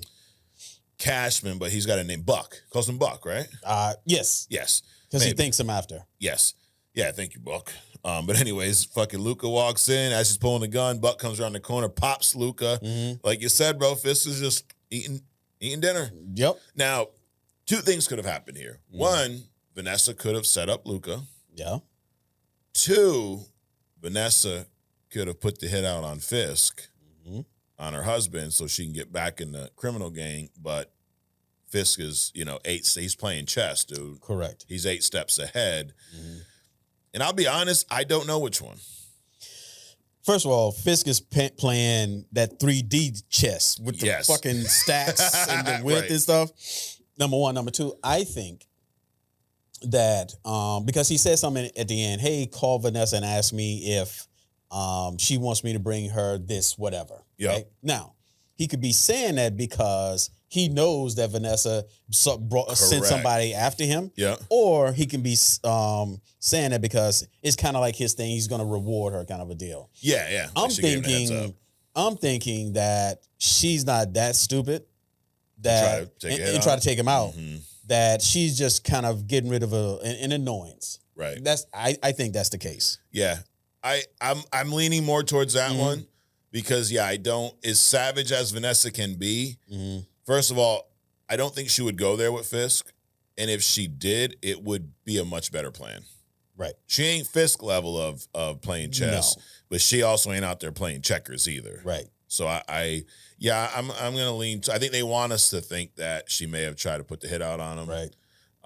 But now did she set up Luca so that she can take control over more of the criminal activities? Probably, because Fisk can't do that stuff now as the mayor, but his wife can. And he can protect her, especially with this goon squad that he's got. Yep. Then he's going to bring Dex out of the hospital. Yep. He's going to sick everybody on Daredevil, because right now there's only Daredevil. Correct. So he's got a whole team of people that, like what, 8 of these guys that can, that he can send full time after Daredevil if he wants. And then these other cats can come up. Right. Yeah. So, but I'm enjoying this show still. And I like that it's causing these conversations of we don't know which way they can go. Mm-hmm. That's how you know you got a good show. Yeah. Has it been perfect? No. But none of these shows are perfect. I think sometimes what's that saying? You look at things through rose-colored glasses or whatever. Fuck. Why are they rose-colored lenses? What does that do? It makes it look better? Rose-colored? That sounds like it makes it look bloody to me. Saying? Yeah, I mean, like rose-colored. Like, you ever stop? Like, why do we say all this stupid shit? Like, but anyway, because somebody in the past stupid said it, right? And now we're saying stupid. You heard it and you thought, oh, that's so cool. I'm gonna say it. So rose-colored lens or hindsight's 2020. Anyways, but I think what happens sometimes is we look back like at these shows and we place them in a higher light than they were. Like, not. Dude, Daredevil's great. Sure. But it wasn't perfect. Sure. I mean, rewatching it, I told you, seeing him get his ass whooped every fucking episode pissed me off. This is enough, dude. And then Fisk, the simping over Vanessa, was too much at times. And dude, fucking shave every once in a while. It's like, come on. I mean, I don't want to. You can't feel that? Like, what the fuck? Anyways, my point is and nothing's perfect. But so far, I'm loving this show. I like where we're going. And then I did see a set photo from season 2 with Daredevil and Punisher in the street. Looks like they're fighting the this task force or whatnot. And Punisher, full Punisher gear, logo, and everything. So, dude, because I do think once Frank really finds out what this task force is doing, he's gonna flip his shit. Yeah. And obviously he already has a lot of respect for Daredevil. Yes. Because he actually helped him out with the with the ninjas, from the rooftop. Yeah. That one? Yep. Was that this season or last season? No, that was season 3. The old show. Yeah. So his boy Red, as he calls him. Yeah. So obviously he has some respect for him. So I think you'll see Daredevil team up probably with the Punisher. More than hopefully Iron Fist. Yes. Yes. I would like to see, the Hell's Kitchen crew. Right. Luke Cage, what's her face? Jessica Jones. And just leave out Iron Fist, dude. Damn. Iron Fist in the comics is bad, but the way they need to step this guy's game up. Dude, Iron Fist in Marvel Rivals is a motherfucker, dude. Yeah. Actually, I do want to put together a video of me killing Iron Fist. For all of you Iron Fist haters out there, like myself, we're going to watch that video here next week. So I've been saying, anytime it's an Iron Fist or it's a good kill, I save it because fuck you, Iron Fist. Wow. But anyways, can you tell I don't like him in the game? No, not at all. But dude, Jessica Jones, I'm actually rewatching that show. Yeah. Dude, I've only seen the first season. Phenomenal, though. Yeah. Like, that show is so good. Kilgrave, I mean, I know she snaps his neck at the end, so I don't think he's going to show back up. But, dude, he's a motherfucker. Yes, bro. he is. Holy shit. And the Trinity from the Matrix, she shows up in this season of Daredevil. Oh, that is the chick from the Matrix. Yeah. Dude, I'm watching. I'm like, I've seen it. Now, you know me, my more hate relationship with the Matrix. But I have seen it like years ago. But that is her. No shit. Yes. And she is freaking gorgeous, too. Yeah. Oh, yeah. She's a bitch in that show. Holy shit. But look at her law firm, though. She has to be, dude. Dude, she is nasty. Yep. But, and then Trish, her like best friend, the one her kind of like adopted sister, she is from the second Transformer movie. Oh, so remember in the first movie, Megan Fox. Wait a minute, whose sister? Jessica's like adopted sister, the blonde chick. Oh, yep. So in the second, if you remember, the first Transformers movie, Shia LaBeouf, his girlfriend was Megan Fox. Yes. And then she had some issue with Michael Bay. I guess he's being a pervert or whatever. Surprise, right? Yeah, but look who she was married to, though, dude. True. Come on. Yeah. Machine Gun Kelly. Yeah. Well, they're divorced now because he was looking at stuff. He was looking at the Emma Frost photos on the phone and she found out. So, anyways, but she, in the second movie, he has a blonde girlfriend who ends up being a Transformer. That's the chick who plays Trish. Oh, okay. Yeah. Yep. So. Well, she kind of, first of all, when they made that switch, they made that switch, I was like, really? Yeah. I mean, something really had to have happened. Right. But then they're going to make somebody that's going to try to be as hot as Megan Fox. Right. Kind of impossible, right? Yeah. But she was hot, though. She was hot, but it just, different, different. True. So I never really paid attention to her, so therefore I didn't pay attention to her in Jessica Jones. Got it. All right. Well, moving on. Something that is hot is the March Madness bracket. Adrian. We are down to the finals. Mm-hmm. We have Scarlet Witch versus Jean Grey. Mm-hmm. This, before I even pull up what chat says, go to the laptop shot real quick. Look at that. Scarlet versus Jean in the finale. But before I even pull up the laptop shot, I'm going to say, or before I pull up chat, I think this can go either way. Mm-hmm. And it's going to be one where we're gonna talk through and play this out, these scenarios of like, what if they really were to fight, what would happen? Let's do it. Now, do you disagree? Do you think go either way, or or is there one like landslide victor between these two? It's not a landslide victory, but it's going to go one way. Who? Scarlet Witch. Scarlet Witch. Yeah. Okay. All right. And we're saying like full blown Jean, so Phoenix, all that stuff. Mm-hmm. Like she's got access, just like Wanda's got the dark hold, chaos magic. This is like all cards on the table. Right. Okay, all the ammo. So, anyways, all right. So here is what our boy chat says. Well, we're gonna go back a little bit. So Scarlet Witch. Now, if you've been with us the past few weeks, this will sound redundant, but here we go. She her reality warping chaos magic is her main power, right? Mm-hmm. She probability hexes, telekinesis, telepathy when she feels like flexing. She has those too, but those are not like her, go-to. At her wildest in House of M, she rewrote the entire planet in an afternoon. That's a good way to put it. Now, her biggest Achilles heel, Adrian, is what? She's some kind of got mental issues. Crazy. She cray, as they say. So, but I think her craziness is different than Jean Grey's. Okay. Jean Grey is not crazy. She has a confidence problem. She has an embryo thing. She wants to be cuddled and feel good all the time. That kind of thing. Got it. Okay. So Jean Grey, Omega level telepath. She's telekinetic right out the gate. When the Phoenix Force tags in, she's a cosmic god tier, pretty much. Okay. Life force manipulation, the works. Now, her weakness is she's overwhelmed if the Phoenix pushes her past her will. Okay. And then plus the usual doesn't want to nuke her friends restraint. So that holds her back a little bit, right? Sure. She don't want to kill her friends. Now, in this fight, Scarlet Witch ain't her friend. Right. This is like these two just, they're on the street corner, dude. Well, in the first X-Men, she didn't have a problem letting loose, and Logan had to walk through being destroyed every footstep. Oh, and yes. Yeah, so she didn't have a problem with it then. Yeah, as shitty as that movie was, but that was a cool scene, dude. It was. They did, screw the pooch when it came to Phoenix in general, but that scene was cool. Now, that's kind of improbable, too, as I draw this out, because she does have matter manipulation capability. Phoenix. Yeah, Phoenix does. So she's just putting out fire, pushing out fire, not putting out. Right. She's not dousing, the Human Torch. She's pushing out firepower, right, which is basically scorching the skin off of Logan. But she could have easily just, dematerialized him, right? Adamantium and all. All right. Here's the actually before we get into that, let's talk about their powers a little bit more. So Wanda's is based in chaos magic. Right? Yep. How break down chaos magic to someone who has no idea what the fuck that means? So you got black magic, white magic, chaos magic, then you got this probability thing, which is she's got two of those. Right, she had both, chaos and probability. So basically, she can do anything that is imaginable or unimaginable. Right? Yep. Now, the Phoenix Force, that's a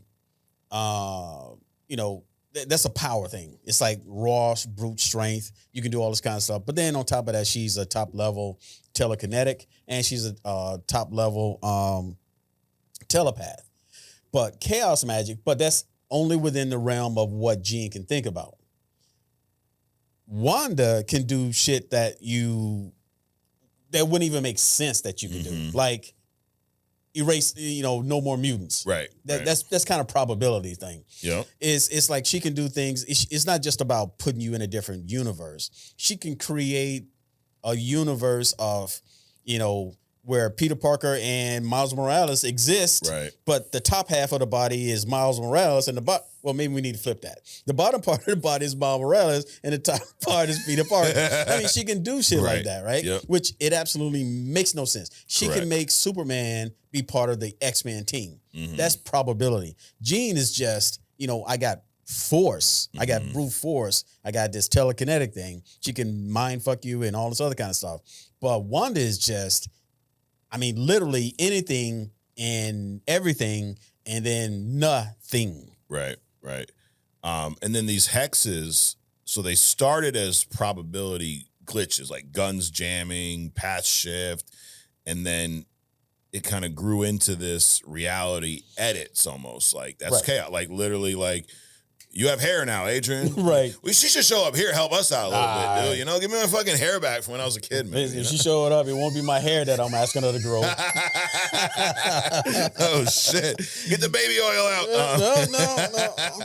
No. I want to skip the gym thing. Yes. That's what I'm talking about. Yes, no doubt. Absolutely. But chaos magic is full blown. Like, that's where we get into the, no more mutants. And then even after that, when she gave everybody, like, she created a new reality. Right.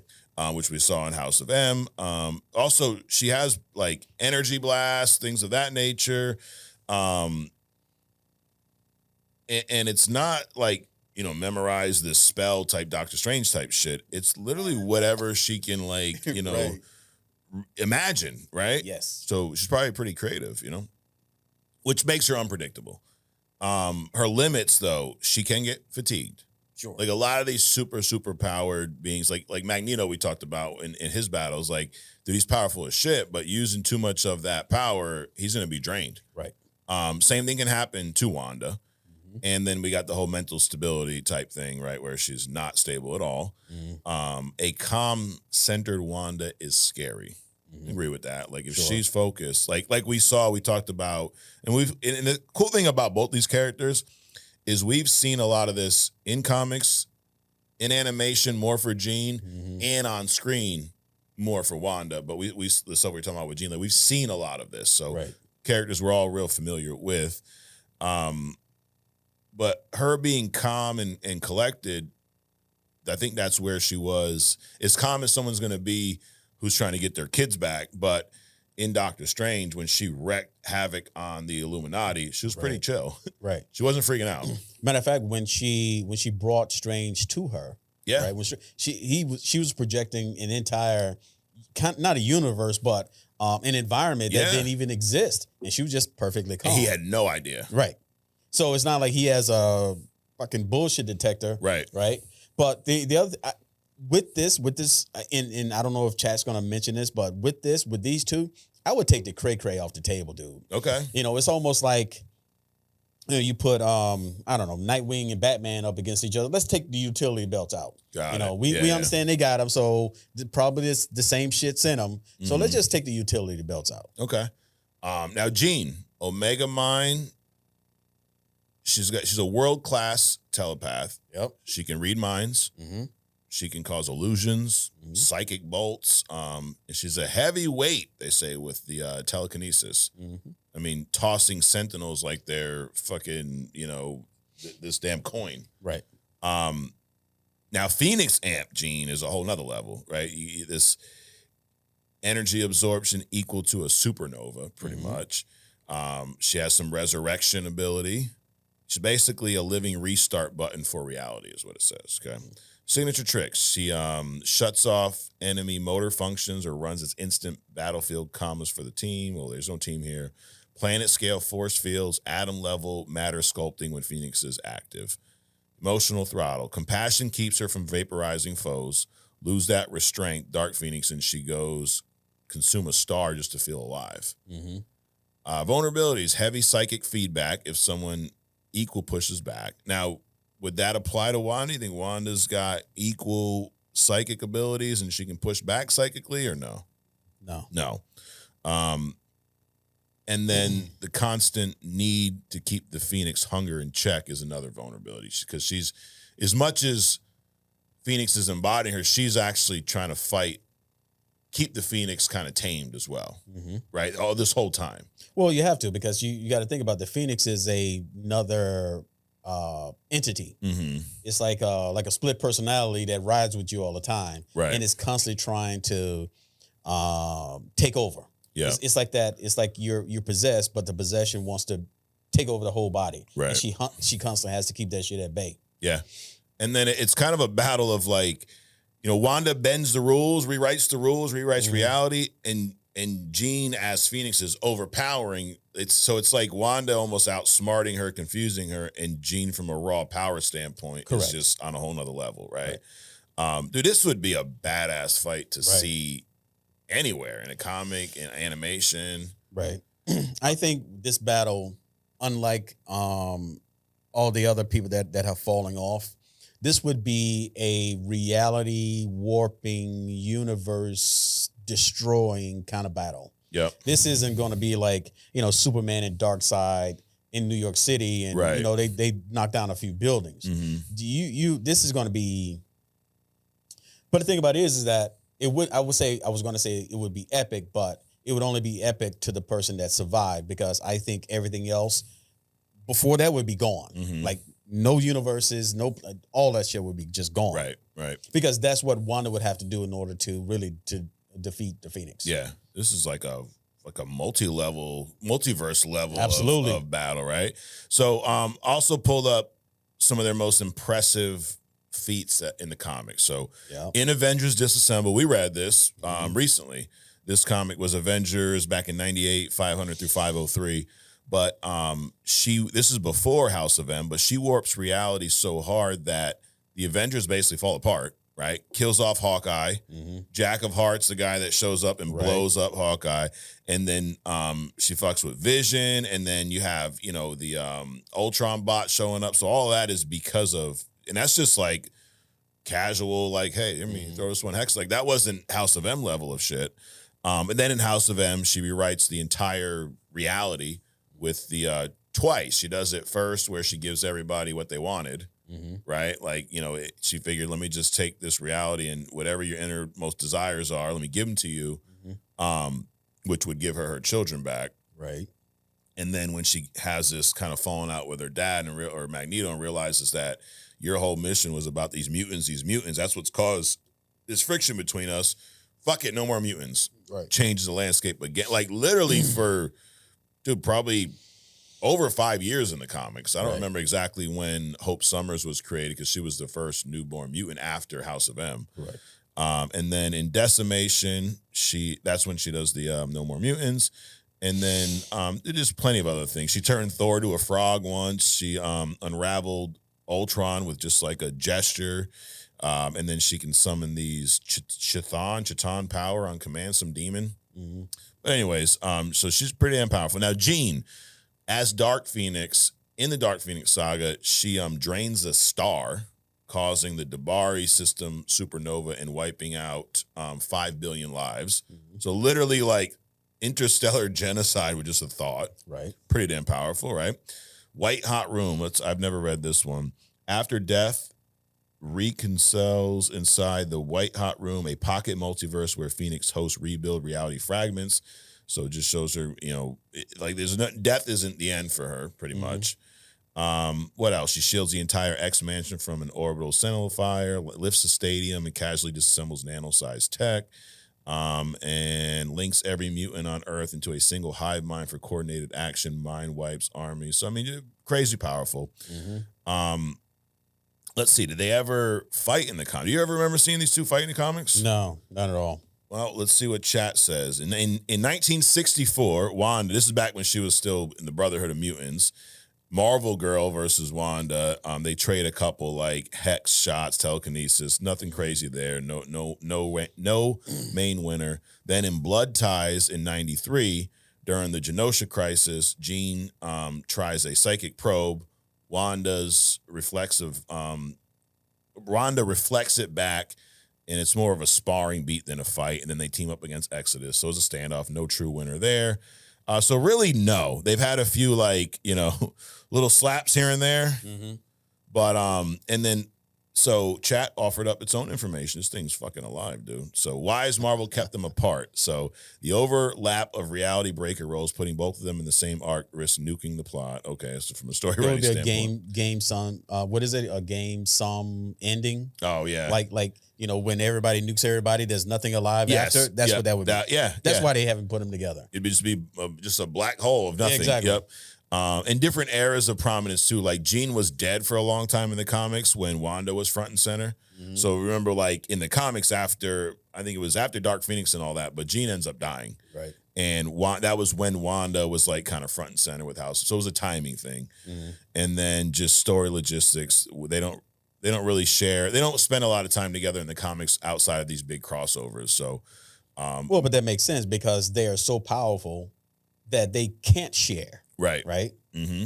Now, bottom line, chat says fans debate it constantly. That's what we're doing right here. Mm-hmm. But on the page, Scarlet Witch and Jean have never really settled the score. So if Marvel ever wants instant buzz, a proper one-shot duel would do it. Because right now the official record is no contest. So when we tell you today who wins, it'll be the first time you fucking heard it because right. Marvel don't have the balls to do it. Right. But I agree with chat here. That would be an awesome like one shot, absolutely. right? Like it could be alternate universe. It could not tie into anything, but just do a one shot where these two decide to just as they say nowadays, Adrian, shoot the fade. Okay. All right, so here is what chat said. Now you're still team Wanda. I'm on the fence. Too. I'm on the fence too, because I forgot about a lot of Jean's stuff, man, and she can do reality warping. Mm-hmm. But that whole I still think Wanda would like edge her out, dude, with the probability thing. Yeah, because Jean's powers are limited to what is. Wanda can create what is not and include that as a variable. Right. Okay. For me, it's the Phoenix Force and how crazy powerful that is. Where I go, I don't know, dude. Yeah. Like, I hear you, but I mean, in Doctor Strange at the end, she was overloaded by a lot of power. Right. I would say Dark Phoenix is more powerful than Doctor Strange and all those wannabe Harry Potters. Yep. So, but this is what chat says. So it's a mind versus magic. Okay. So now Jean can tear through most people's minds, right? But Wanda's chaos magic is not a normal brain for Jean to hack, right? But do you think she can still get through? I probably, but with her chaos magic, can she just simply will it into existence that she's has 100% defenses? Again, that's the thing about probability magic. She can literally do the things that just take Jean's powers away from her. Right. She can do that. Right. Jean can't do that. Jean has the advantage of the telepathy. Telekinesis in this instance is probably not a big thing. Right. But the telekinesis telepathy thing would be her biggest advantage. But Wanda could just take her powers away. Period. True. But could she take the Phoenix powers away? Right. Probably not. I'm thinking that she You think she can? Yeah. Okay. Now Wanda can literally change the laws of physics, but Jean Jean can manipulate physics. Right. Wanda can change the laws of the physics, right? Correct.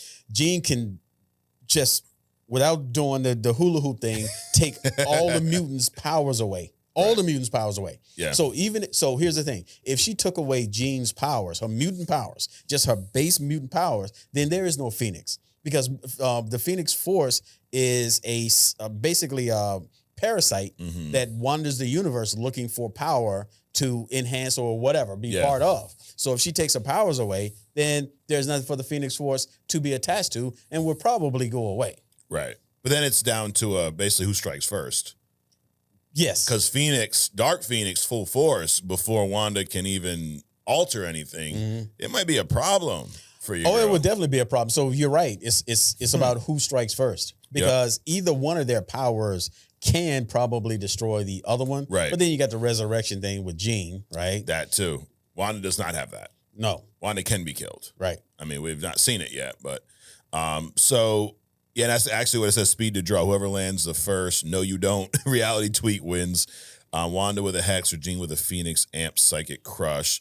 Emotional edge. Both are powered and occasionally sabotaged by feelings. I kind of agree with you, though. I don't think that's going to play into this here, right? I also don't think the thing about Phoenix can because Phoenix, she can draw power from basically anything in the universe. Yeah. And I believe that even though Wanda can get exhausted, she can also draw power from other universes, other things, the Phoenix herself. So the longer it goes on, right, the more advantage Jean has? Can Phoenix drain power from Wanda? No, I don't think so. Okay. Her power is cosmic power. Yeah. I think Wanda's power can drain power from anything. Yeah. Including other universe. I think Phoenix will probably do that too. Yeah. But I assuming that they meet and there's a gentleman agreement that they scale up. I mean, you got to have a lot of what ifs in this one. Yeah. First strike, it doesn't matter who it is. Whoever strikes first wins. Right. But assuming that there's a scaling up of attacks, I think Wanda would have the advantage. Okay. Now, talking about as much as I'm saying and I'm agreeing with you, hey, the emotions may not play a factor in here. Let's say they do. The more emotional, the more distraught Wanda gets, the more unstable she becomes. Yeah. With Jean, the more that happens, the more the Phoenix takes over. Correct. Which then will lead to Dark Phoenix stepping in. Yeah. So it's almost like from that aspect, I think Jean has the advantage. I disagree because the only thing that she's going to do is probably consume more to create more power. Yeah. Wanda would alter the universe that's around her, which could limit what she's even capable of consuming. Okay. Well, here's the verdict, according to chat, Adrian. Let's do it. If it's classic Jean, Wanda's raw chaos probably out-weirds her. I agree with that. If Jean is rocking full Phoenix, she's a multiversal wrecking ball and likely steamrolls unless Wanda snaps first and rewrites the multiverse again. Basically, whoever loses emotional control second wins. That's pretty much what we said. Yeah. Look at that. We're on the same fucking page. All right. Final answer for you. Who's winning this? I'm still with Wanda. Jean, I mean, and this is me growing up. I never really even knew anything about Wanda. Until recently. Yeah. But it was all Jean. Yeah. Jean and Phoenix. But I think Wanda would ultimately win. Okay. But nobody would steamroll the other one. Definitely not. No, this would be a This fight. would be a Black Panther Captain America fight. This won't be Jake Paul and Mike Tyson. No. No. This will be like those old Ali fights where they're just back and forth and back, and Ali's on the ropes, and and he comes back, and then he wins, but no, he didn't. It's going to be like that. Yes. Dude, when I put this together, if you would have asked me who's winning, Scarlet Witch, no problem. Yep. After going through all this, and I was a big Jean guy growing up, the X-Men comics, I'm Dark Phoenix is telling me, Dark Phoenix is communicating with me and telling me it's not going to happen. Yeah. I'm going to have to go Jean, dude. We're going to have to end this competition, end this versus with a coin toss, which is very apropos for Only Comics, right? Like, we don't have a lot of rules here. Absolutely. Someone was even mad, like, you should have gave this one, you shouldn't end on the coin toss. Well, guess what, motherfuckers? The whole damn tournament's ending on a coin toss. But wait. You know how you have that creeping thing? It just keeps coming up. Yeah. I don't think we need to do the coin toss, dude. No? I'm gonna flip to Jean. You're flipping to Jean. I'm gonna flip to Jean. All right. Just because, dude. It's just like there's just something in there. It's something. It's pulling you. Okay. Yeah, something's pulling me. So I'm gonna have to go with the gut. So we'll save the coin toss. We'll save the coin. The winner is actually Jean Grey. Yep. Phoenix, Dark Phoenix. Now, what put you over the? Is it the Dark Phoenix element or just everything? It's okay. I'm still gonna toss aside the cray stuff, right? Yep. Because I just don't think that because that's to me that limits the character. Okay. Now, and I think they're trying to use the unstable stuff like the Hulk uses his rage, which I think is unfair. Right? But for me, what actually does it is I'm sitting here remembering, Wanda is very powerful. She can utter some words and change things, but I've also seen the Dark Phoenix, that just savagery. And it's not her being unstable, it's just savagery. And the fact that she can manipulate things, at a molecular level, I've seen her turn things that, she's obviously mad at manipulation. She turned things into, she turned something into gold. I forget what it was, but it was a huge thing. The space flight, the fact that she can, explode a star. I mean, it's just, I think Jean would be first strike. Okay. I'm thinking that more than anything else. And she has the savagery to do it. Got it.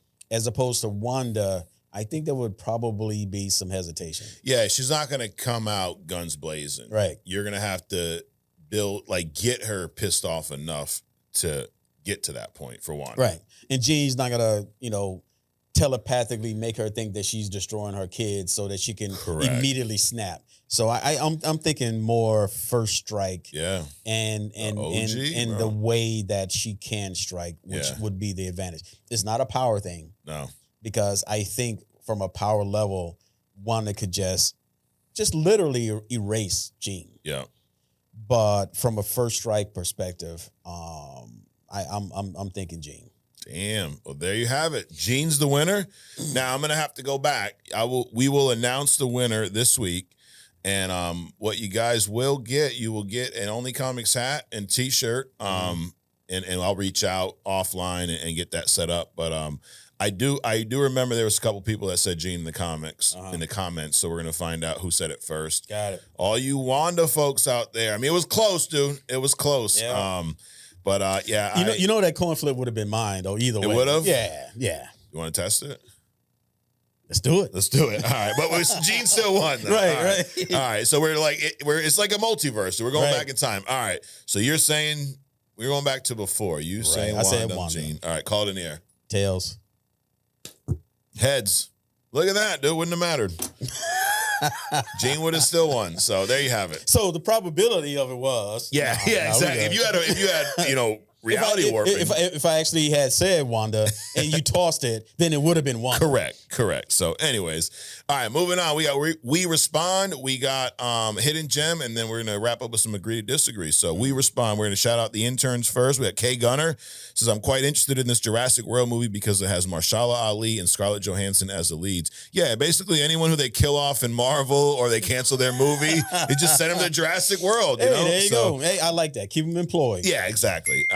So that dude Pablo says, damn, Mike, you just spoiled Secret Wars for me. I'm midway through Hickman's Avengers. Damn. I know I'm late, but I had no idea who was going to survive these incursions. Still a great read. It is still a great read. And honestly, whoever, survives the incursions that's not the main point of the story. Right. So, and dude, what I would say to you, that dude Pablo, this shit's 10 years old, bro. What the fuck you waiting for? But we love you.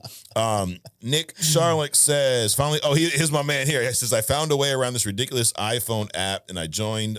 He found the join button. So welcome. He's the newest member of the lovely Legion of Interns. Let's not use lovely. Lovely. Well, he said lovely. He called them lovely. Okay. You don't like that? No, I don't like that, dude. Okay. It always makes my night shifts of lugging around bags. He's another working class individual here. I do like that. Yes, of compost and loading deliveries onto vans a bit more bearable. Question for you both. I've always been Spider-Man mad, and now, much to my delight, my 10-year-old son is following in his dad's footsteps. He's binged on the live-action Spider-Man films, the Spider-Verse films, and is currently playing his way through PS5 game. Oh, he's Spider-Man out right now. Damn. I want to get him started in some Spidey comics. Any recommendations on where to start, fellas? Wow, Spider-Man. Oof. It's been a long time. Yeah. I'll tell you this. Spider. I mean, now he's 10, but you got the death of Gwen Stacy. Mm-hmm. That's a big one. Dude, dude, you could almost go anywhere with Spider-Man. Yeah. What I would say, to be more modest since he's 10, check out Miles Morales' origin. That's a cool one. I read that one recently. But outside of that, I've not dug into much Spidey. You had any Spidey stuff? No. Only thing I would say is if you have the app, the Marvel app, they have all the comic books. Yes, there, right? just about, I would go back to like the 80s and 90s to kind of see how they developed him and not as opposed to, but also take into consideration and then read, some things like in the last 10 years. Just to see the contrast, because that'll give you kind of an idea or better, I guess, navigation point as to where you want to start reading into this character. Right. Because I think with Spider-Man, the most interesting thing about him is that he really hasn't changed a lot. Correct. Over the years. I mean, they've changed Iron Man, they've changed, their origins, the this and that, but Spider-Man has been pretty consistent. Right. Always Aunt May, always Uncle Ben, always basically poor, always had the hot chick that he loved, next door. And he's just a grounded kid with a bunch of problems, which is why he's like probably number 2 in comic book characters around the world. And I don't think that's really changed. His adventures changed, correct, but I don't think that's really changed over the years. And I think it's important that go see what he was like back then, see what he's like now. I think you'll appreciate him even more. Yeah. It might be something that you have to explain, to the 10-year-old. Right. But as far as the 10-year-old, I definitely agree. Do the Miles Morales track.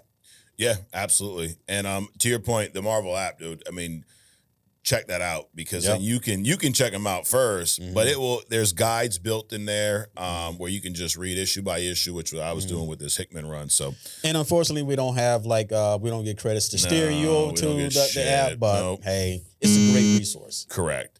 Amigo Mio says, "Sup, Mike and Adrian. Heard you might go to SummerSlam. Hope to see you there." Amigo, I will definitely be at SummerSlam. It's 2.5 hours away, and if we're there, dude, I'll see you. I'll be wearing an Only Comic shirt, so you can spot me in the crowd. A. Josh Strickland says, "My unrelenting confidence in Wanda bringing home..." Oh, God. It's unshaken. Jean is no slouch, so it should be a good debate. It was. I've fallen to pure chaos and Rivals enough to know who not to mess with. True. But Jean's not in Rivals yet. So, but anyways, A. Josh, sorry, bro. She lost. Captain Canada, another week, another banger. Make it a shirt. Another week, another banger. There you go. Sup, guys, wearing my Empire intern shirt as I watch. Yes. Appreciate the fast shipping. Might be the only one that, now with the tariffs, dude, next time it's going to be double. Ooh, what's up with that? I don't even know. Really looking forward to seeing Daredevil and more big screen MCU projects. Dom versus Thanos fleet clip. You should show it next week. Oh, shit, I didn't have this ready. We'll do this. Remember the Dom versus Thanos thing he was telling us about? Yeah, so we'll check that out. We'll put it on here next week. Thanks again, boys. Victor Valdez, question for you. Who do you guys think about the possibility of Sadie Sink playing Firestar in Spider-Man Brand New Day? I like that. I wouldn't mind her playing Firestar. That's a redhead, right? Yeah. Yeah, I forgot all about her. Yep, and she's big in the Spider-Man comics and shit like that. And she's a mutant, too. Yeah. So, I'd be all about that. Good job, Victor. Send that. Hey, guys, send that to Kevin. Give Victor credit so they know who to... I just want to make sure they cast her as the right character, Brandon Jones, speaking of comic horror movies, have you guys ever seen Brightburn? I've never seen that. You seen that? Is that a Netflix one? Brightburn. Is that about the kid that with Superman-like powers that kills his family and then crashes a plane? Yeah, I think there's a part 2 to that too. Okay, did you like it? Sick bastard. Yeah, it was pretty cool. Sons of Sekma says, "Hi, you know who else is from Kazakhstan? Borat." Yes, he is. We had a commenter from Kazakhstan last week. Sons of Sekmet also says, "Really appreciate the entertainment of this podcast. It was a rotten day at work, and watching this was some good medicine. Love to my fellow interns." Because we, Adrian, we get down with MMGA here. Okay, you know what MMGA is? I do not. Making Mondays great again. Okay, yes, MMGA. That's how you tell. That's how you say it. So we'll put that on a T-shirt. MMGA. No, that one's not gonna sell. Okay. Skeletor XXX. Whoa, that's naughty. Yeah. Hey guys, great show like always. First saw you on TikTok. Now I'm an intern. Greets from Germany. Okay, nice. Have a nice German beer for us. Maple Grove. Hey guys, another great episode. Yeah, Charlie has a good. He's our boy from Ireland. He has a good Irish accent. Okay, because we asked him last week. Yep. So we've confirmed that. He actually was in an Irish show called Kin, and he's great in that Also, myself and my fiance thought the heist episode of Daredevil was great. We cracked up by the Irish guys, although the main guy's Northern Irish, which is closer to the accent to Scottish. Okay. It's good to have an expert on here because we are not experts. Definitely not. You should fact check everything we said today. Literally. Matter of fact, Charles Xavier probably should have won, though. No. Well, definitely not that one. That shirt cocking mofo. John Bonvon, LOL, love you guys. Thanks for the heat. I'm annoyingly consistent. Yeah, because he wanted Trench as the hidden gem. Yep. And I was like, dude, please do it so he can stop fucking asking. All right. And then Chris Thompson, hey guys, another awesome video. But if you can take over a superhero's power, Marvel and DC, who would it be? Thanks for giving us bangers each and every. Okay, so if you could, I get any superhero, if you can take everything that they have, whether it's their power, their genius, who would you pick over Marvel, DC? One. You're putting me on the spot. So, right. Dude, I think I would go with. I mean, a few that Wolverine's one that stands out because we got, he ain't gonna die anytime soon. Spider-Man will be pretty badass. Those two, and then I go. Now you got to be mentally fucked up and have a discarded, fucked up face. But Doctor Doom, with the magic plus all of his powers. Nah, I would probably go. I would scale up. I would probably do like a Phoenix level. But you gotta be cray. No. You said the power. You didn't say your mindset.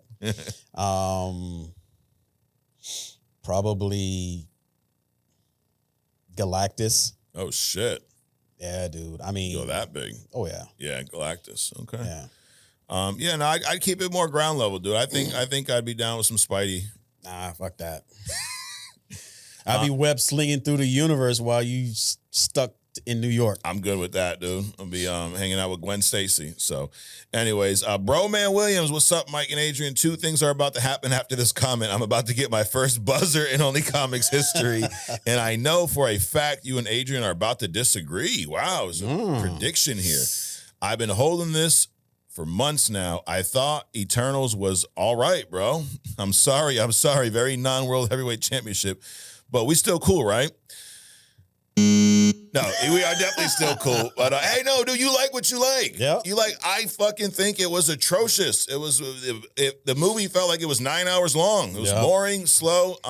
But yeah, no, dude, you like what you like, bro, man. That's it. But yeah, and then he also says, I felt like with that comment, I just got my Money in the Bank cashed in on my bitch ass. There you go. You get a dinger for that. DJ Super Soldier, great episode as always. DC gets a lot of hate criticism for their movies, and rightfully so. But it's got me thinking, so I'll ask the question to the best guys I could think of. Yes. Why do you think DC has struggled to achieve the same level of success as Marvel in their movies? What do you see as the main issue holding them back? Keep up the great work, guys. So with the DCEU, I'll speak to, because prior to the MCU, I mean, DC kicked ass twice in movies. They had the original Superman run, right? Now, all those movies aren't perfect, but that was a hell of a run. Yep.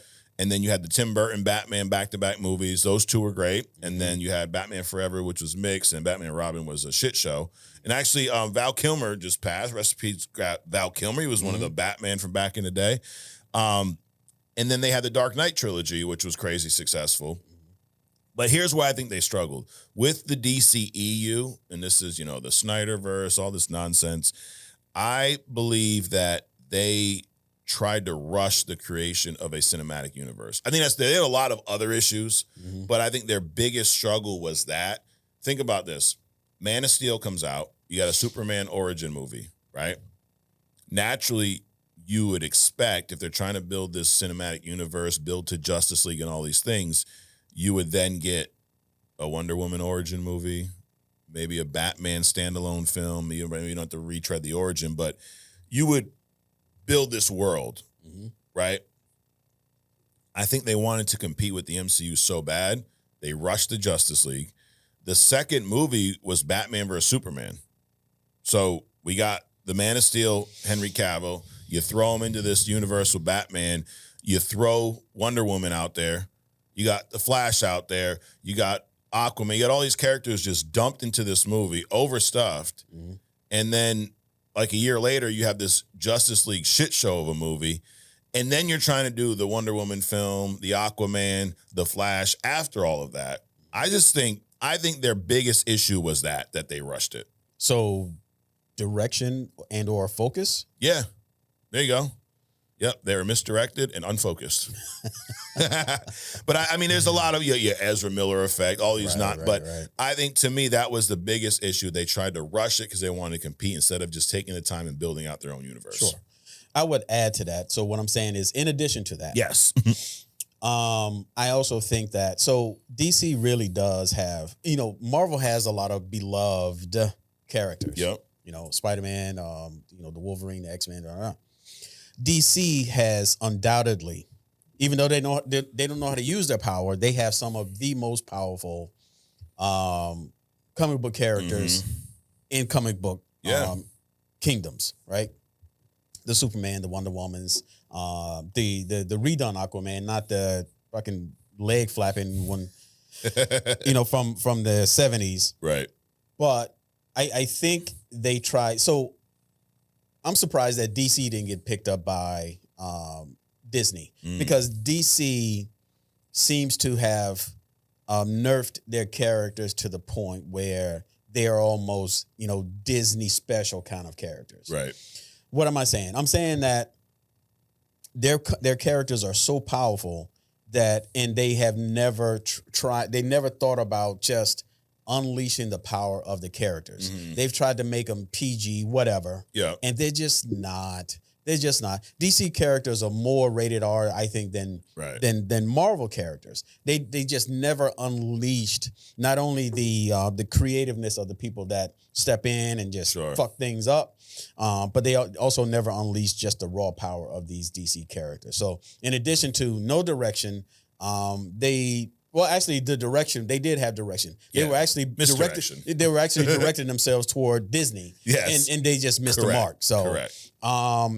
The misdirection, the lack of forethought, and just not giving these characters the treatment that they need to be giving them. Right. I think that was the issues. Yeah, absolutely. John Bonvon also says, I'm not a fan of all the race swapping and sexuality swapping at all, but if that person was ever race swapped in a comic, that is the only time I can think that they can adapt it in a live action version. One thing I don't like is when the New 52 comics came out, they changed Alan Scott, who was an original Green Lantern, to be gay after almost 80 years of him being a straight with children. Fucking dumb. Yeah, I do. Same. Right. I agree. Like, I got no issue. You want to have gay characters, have at it. Right. But don't change there also exists already. They're in the comics. Yo, you have a Green Lantern Corps. Yeah. Make one of them flying fucking amoebas gay or something. Right. Or asexual. They can just, instead of shooting out beams, they just, reproduce on the spot and overwhelm a character or something. You have a whole Green Lantern is one person out of many. Right. You could have very easily made a gay Green Lantern. I mean, you made Guy Gardner. Come on. Come on. Yeah, you made a dumbass, right? So you can do anything, Exactly. But yeah, I'm with you, John. It's just unnecessary. Absolutely. For the same reason, and I think sometimes people hear us and they go, oh, they're racist. No. Right. I am all about inclusion, dude. I'm all about it. But I'm just not about changing. I'm one of those, doesn't need to be 100% true to comic, but it should keep a lot of these core elements of the characters intact. And there's enough characters to where you don't have to do that. Right. Just like there's enough, besides the race swapping, there's enough characters where you don't need to have a female Captain America. Correct. I'm not saying that you can't have a Captain America character, but you don't need to make Captain America female. Right. I mean, I didn't really agree with the race swapping on the Captain America character, but like the Silver Surfer, you don't need a female Silver Surfer character. But in this particular case, it's not Silver Surfer. It's not Norman Rad. It's not Norman Rad. Yeah. It's a whole different person. Correct. But because there are plenty of female characters in comics. I mean, Wonder Woman, she is the female version of Superman without looking like, sounding like, being anything like Superman. Correct. Her name is not Clark. Completely, exactly. You know? Yep. All right. Dadbot365. Oh, he was the one that was on the fence. He actually joined the internship. So There you go. Hey, Mike and Adrian. Hope you guys have an awesome day. I finally succumbed to the dark side and became an intern. Yes. Happy to support the two of you guys. I have an amazing podcast. I'm a little late, but I wanted to show you that I was gonna skip out on Brave New World. I only went to see it with my 5-year-old daughter a few weeks ago because the two of you, we both enjoyed it very much. Nice. Yes.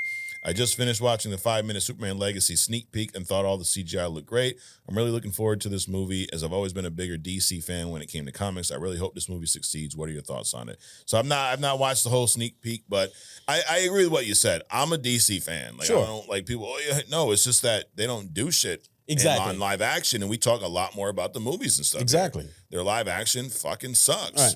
I'm a huge DC fan. One of my favorite characters is Superman. Yeah. Superman, the trio. Superman, Batman, Wonder Woman, sure. Right? But they just haven't done them justice, right? And I'm not talking about those three. Correct. I'm talking about the whole genre of DC. Mm-hmm. My favorite is like, you guys hate DC. Like, bro, I got Batman behind me. Batman's there. The whole table's covered in Batman shit. I drove a Batmobile here. But anyways, but yeah, I really do hope it succeeds, and I hope the movie's good. Yeah. I do. Like, I want a good Superman movie. Right. I don't want it to fail. That's right. I mean, if DC, so here's the downfall of DC sucking, it doesn't motivate Marvel. Like, there would be, not that Marvel's not motivated, right. But if they had a true competitor out there, right? If there was real competition, Marvel would be that much better. Why does Burger King always buys the real estate right next door to McDonald's, right. And vice versa, right? Yep. And then Wendy's is like down the street, around the corner. Yep. You know, they're never, because they are rivals. Correct. Yeah. No, I'm with you, dude. I want them to succeed. So. Anyways, a couple more here. Let's see. Kicking the crystal balls of who predicted the ruin and fall of Marvel. Yeah, everyone's talking about Marvel's done, and then you see this big reveal last week. It was a kicking the crystal balls there. That was Stretto Asino. I probably screwed that name up. S. Cheese says, Superman is 100% my most anticipated movie of the year. I'm not very interested in this multiversal saga from Marvel, to be honest.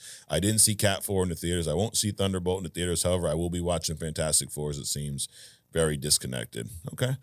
And then he also asked us, what is each of your favorite comic book runs? And do you find yourself preferring Marvel or DC? Why? I'll answer the second one first. I do, when it comes to comics lately, have been preferring Marvel. Right. So before I was more of a DC, but I wouldn't even say DC, I'd say Batman. Exactly. I love Batman comics. Yep. And I mean, a lot of my favorite comic book stories are some of Batman's past stories. Mm-hmm. But Marvel, I think they just do such a good job with these events. Right. Pulling all of these sideline stories into, like the House of M, which we talked about, like Secret Wars, which we've read both of them. Like, they do such a good job of managing their characters. And I think they have better characters, to be honest. Right. You saying Marvel over DC? Yep. Yeah. Yep. Now, each of your favorite comic book runs, I know I could. You're probably going to say John Byrne in that era, right? Like, is that where you were going? Or I just like the art. I don't have a particular. When I think of run, I mean like the House of M, or something, or Hush, or something like that. So periods or eras. Yeah. I'll say the John Byrne era with the X-Men. Even when he was most active. Even when he did from what I saw or what I was reading, he did X-Men. He did the Superman. Yep. He did Alpha Flight. So that era. But my runs, DC and Batman, dude. Yeah. Okay. And John did a lot with what's his name? Chris Claremont. Yes. Who basically redefined the X-Men comics back in the era. Now, I would have probably went to that run or a later X-Men run. But recently, reading all of this leading to Secret Wars, dude, I'm going to say Jonathan Hickman's run, which I know you've not dug a lot into this. You read Secret Wars. But, dude, this guy, he took over Fantastic Four. I want to say it was like 2009, 2010, something like that. Mm-hmm. Had a great run there. I read a lot of the beginning of that run, which was really good. And it planted, the thing about this shit, dude, in like 2010, he started planting seeds that eventually led to Secret Wars. Mm-hmm. Then from there, he took over Avengers in 2012. Hickman was writing Avengers and New Avengers from 2012 to 15. Mm-hmm. So a new issue every single month. two of these comics that were running side by side that were somewhat connected but not, that led to Secret Wars in 2015, which he also wrote. Okay. And these are some phenomenal stories. So right now, my favorite run is Hickman's run.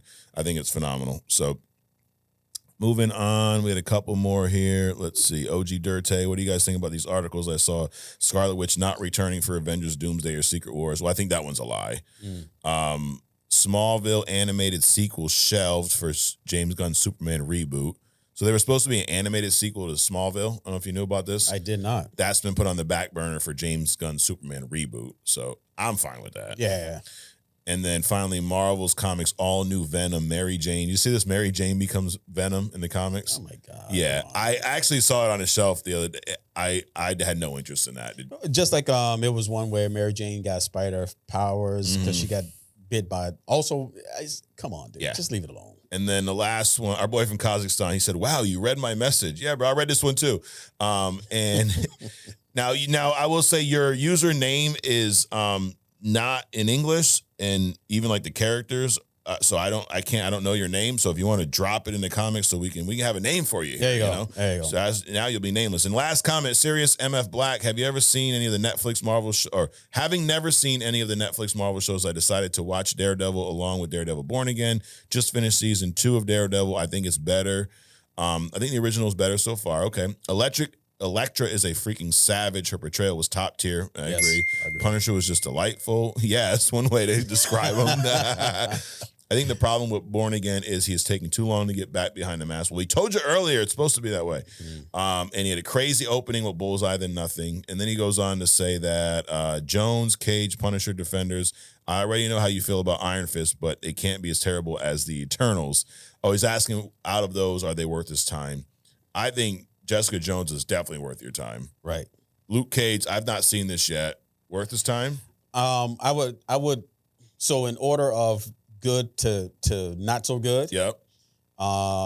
Daredevil. Yep. Jessica Jones. Yep. Luke Cage. Iron Fist. What about Punisher? Where'd you put I'm sorry. Okay. So shit.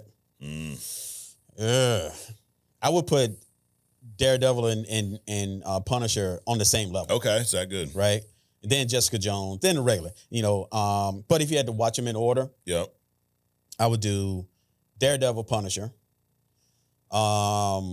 Jessica Jones, yep, Luke Cage, Iron Fist, and then you got the Defenders, which is at the bottom.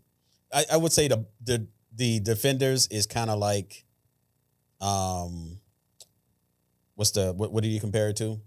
Eternals. Oh yeah. So it's on the level with Eternals. Yeah, I think so. But Iron Fist is not. Iron Fist. I think they're all shitty. Okay. So I would just put. You can watch those in any order. Yeah. Those three, the Eternals, Iron Fist, and the Defenders. I would actually put the Defenders above Iron Fist and Eternals. Yeah. I would make those two last. Okay. And then I'm going to speed through, like Dom Toretto, a couple of these Spotify comments. So we'll go with JD Kiwi says, another banger of a show. Quote of the show this week from Adrian. Everyone has to pee on the tree. That's a good one, Adrian.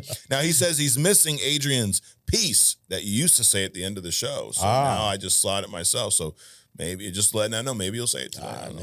Hey, JD, stay tuned. There you go. Victor Andrew, love the show. All the segments are good. I enjoy hearing the news and rumors and the thumbs up, thumbs down. But Adrian's hidden gem is my favorite. There you go. Well, that's up next. Love hearing Adrian's deep dive into the comic book character. And then C says he's excited for Doomsday. He thinks it's ambitious, but the Russos can pull it off. I agree. He says, I was hoping for the younger Magneto and Xavier, so maybe they can join the MCU for a while. I specifically prefer Michael Fassbender's Magneto to Ian McKellen's. That's tough. Do you prefer one over the other?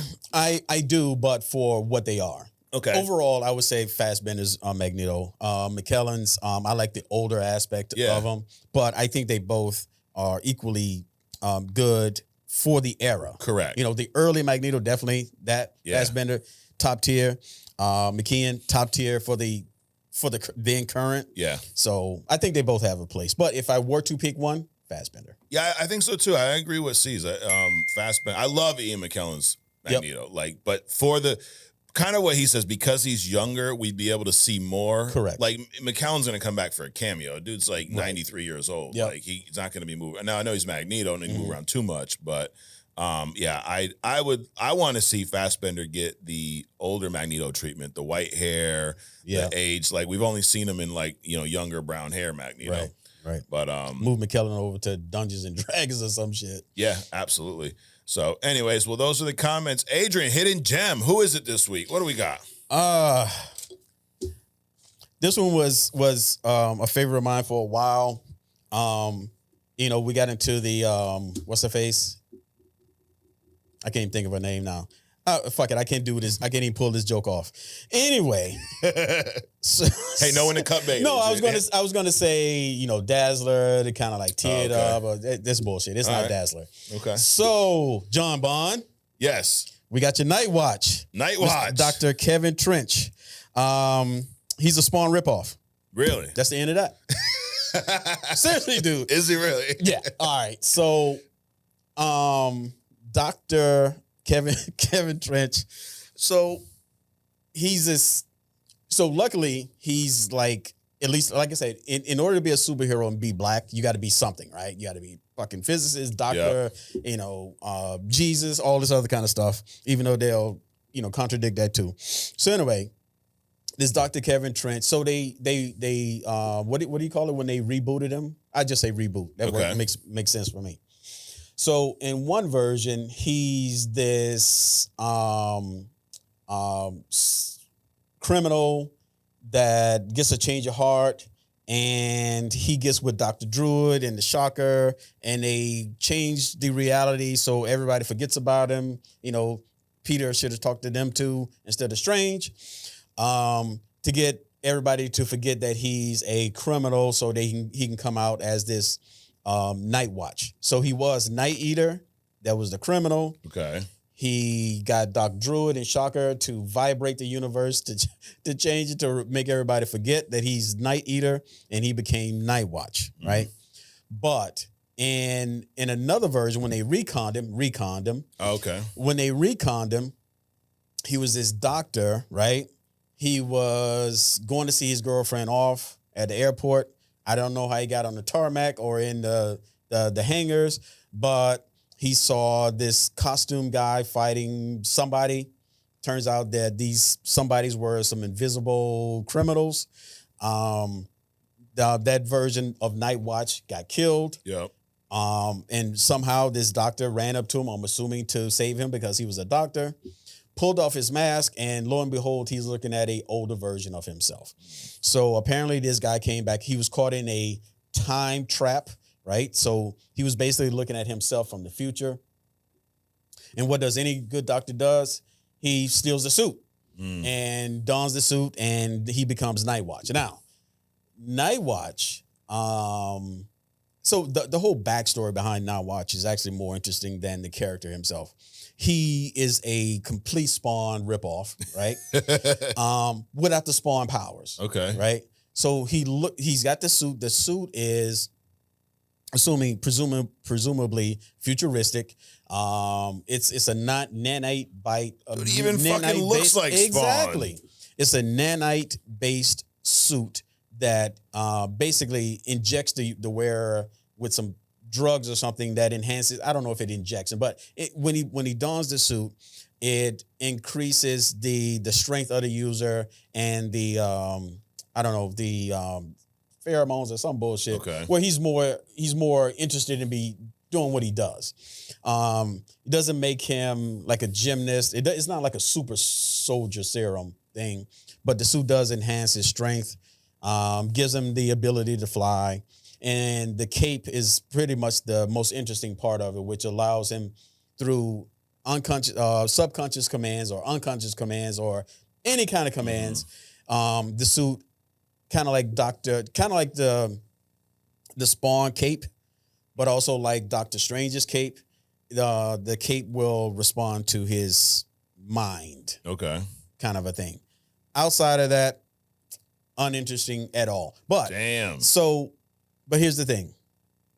Marvel created this character based on what I've seen. He created the character they created the character because McFarlane's Spawn was so successful. Yeah. Right. When McFarlane created Marvel, because they got away from McFarlane got away from Marvel along with some other names too. I forget what the names, but got away from Marvel because they basically treated them poorly. Oh yeah. They left to create Image. Right. So they created Image, and McFarlane came up. They came up with all these other characters under Image, but what's his face was the most Spawn. Spawn was the most popular, right? Right. He carried, as they say, the kids say now. Carried them. Okay, another word that I probably will absorb into my vocabulary. But anyway, so like the first year, Spawn sold like 1 million books. Yeah. And Marvel, they had to compete with that. So they came up with this guy like a year or so later. And again, you know what Spawn's power set is and how he came about and all this other kind of stuff. And Night Watch has nothing like that. He just has the look, which is why he wasn't successful. He did have his own comic book run for a little bit. But looking like Spawn, does that mean that you're competing at the Spawn level? What's interesting is that like 7 or 8 years ago, Spike Lee was supposed to direct a movie for Sony because Sony wanted a black actor superhero, basically. And apparently they wanted a black director to direct it too. Of course. And I'm not sure if Spike Lee said yes and then said no, but obviously we never saw a Night Watch movie. Damn. But outside of that dude, you got a doctor that dons on a suit that looks like Spawn. The cape can, shirt cock him, on command. Outside of that, I don't really see anything interesting with him. I would put him on the shelf with El Diablo myself. Oh, damn. But I mean, it's interesting to know that this person is out there, this character is out there, but definitely not. I wouldn't say he's strong enough to have made a movie by himself. He's another Spider-Man character, and it's interesting that not only did they steal the idea of Spawn from Image Comics, but they've been portrayed. This character has been portrayed right alongside Venom, who McFarlane also fucking created. Yeah. Damn.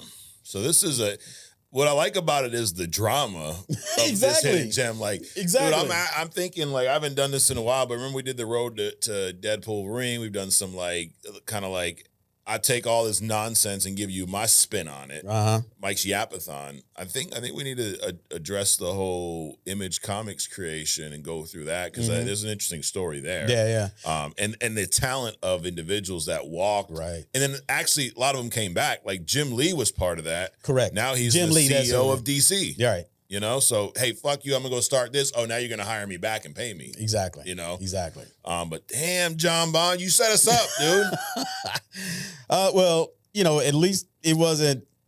It was interesting to see, but the thing that I don't like, that I absolutely don't like, and again, we still haven't heard anything from the guys across the pond that sent us the book about that, but because I think, and I'm not saying this is what happened, but it felt to me like they made a comic book character or tried to make a comic book character off of a character from the 80s or 90s, Black Manta. Yep. And it felt like that character. And I told him, I said, listen, I hope that this is not what this is.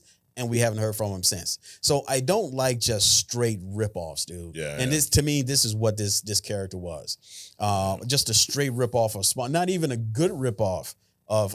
It's almost like if somebody, I'm gonna create a character about a guy that rides around on a chopper motorcycle that flames, and he has a skull and he has chains on him that does all of this stuff. And if he stares at you, you'll turn gay or something. It's I don't like that kind of approach. You can do better than that. Make your own Impossible Burger and shit. Damn. So there the verdict is in. You even crumpled it. You've never done that, dude. That's a first. Dude, this is how interesting this character was. Oh shit. I mean, I wrote his name just because I wanted to make sure I got the doctor part right. But outside of that, everything else is notes about why the movie wasn't made. And Damn. dude, just Shit. yeah. All right. Well, that being said, dude, we are going to move on to agree to disagree.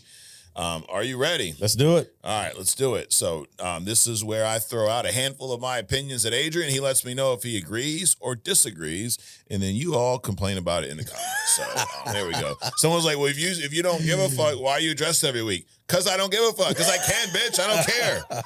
Let's fucking go. All right, number one. Vanessa did not put a hit out on Fisk. She set up Victor. Agree. Captain America Brave New World was better than the Eternals. That's for you. That's for bro, man. You agree. Yeah. Reed Richards is smarter than Tony Stark. Agree. But Iron Man would whoop Mr. Fantastic's ass. Agree. The Russo brothers will cook with Avengers Doomsday. Agree. Spawn would kick the shit out of Nightwatch. Agree. But we should still get a Nightwatch movie. Yeah, no. You disagree? No. I just think it'd be fun. I stay in jail, dude. All right. And then last but not least, everybody watching should go to onlycomicsmerch.com. You can get this fetching hat there. And you also can buy some comic books there now. So, Adrian, another fun week here. Fun with Mike and Adrian. Absolutely. March Madness is wrapped up. Yep. We got a couple more weeks of Daredevil, and then we're going to be getting into some comics. So we're going to actually, people, they don't say this anymore, but like, dude, it's only comics. You guys never review any comics anymore. We're going to get back to it, dude. It's just a lot going on, dude. A lot in the multiverse. So also, next couple of weeks, we got some movies coming out, right? Dude. We got Thunderbolts beginning of May. So that's when this whole thing kicks off. So really, by the time Daredevil wraps up, we're going to be getting ready for Thunderbolts. Right. And then we got Fantastic Four, Superman. So we got some shit on the horizon, dude. It's looking good for us comic fans. That's it. So anyways, appreciate you coming out, Adrian. Absolutely. Guys, thanks for checking us out. And you see in this wide shot, dude, we got comics for sale here. We got this Daredevil story, House of M, all kinds of shit. We're going to keep bringing you everything that you want and need. You get it all here, dude. Only comics. Just for clarity, everything on this table is not for sale. Like, you can't buy the bobbleheads. No, you cannot buy. Well, I don't know. Make us an offer, dude. You can't buy a supplier, but you can't get these if you want. Exactly. Yeah. 100%. But we appreciate y'all checking us out. Subscribe if you haven't already. Check out the Legion of Interns. You want to join the internship, $4.99 a month. You get access to other stuff, a whole nother podcast, which is a little bit of comics, and it's actually turning into a bit of a conspiracy theory podcast. So I don't know. You got a good conspiracy for us? I got some stuff for you got today. some stuff, okay. Yeah. Because I've been gathering some news that's not comic related. There you go. And we read comments on there. It's kind of like the opposite of this podcast, right? It's like you got, the reality version, and then you got Jean Grey here. No, you got Phoenix here. Yep. And you got Dark Phoenix is the other stuff. There you have it. So subscribe, share this, and you know where to find us every week right here on Only Comics. We'll see you next week. Peace. There you have it. There you go. The peace.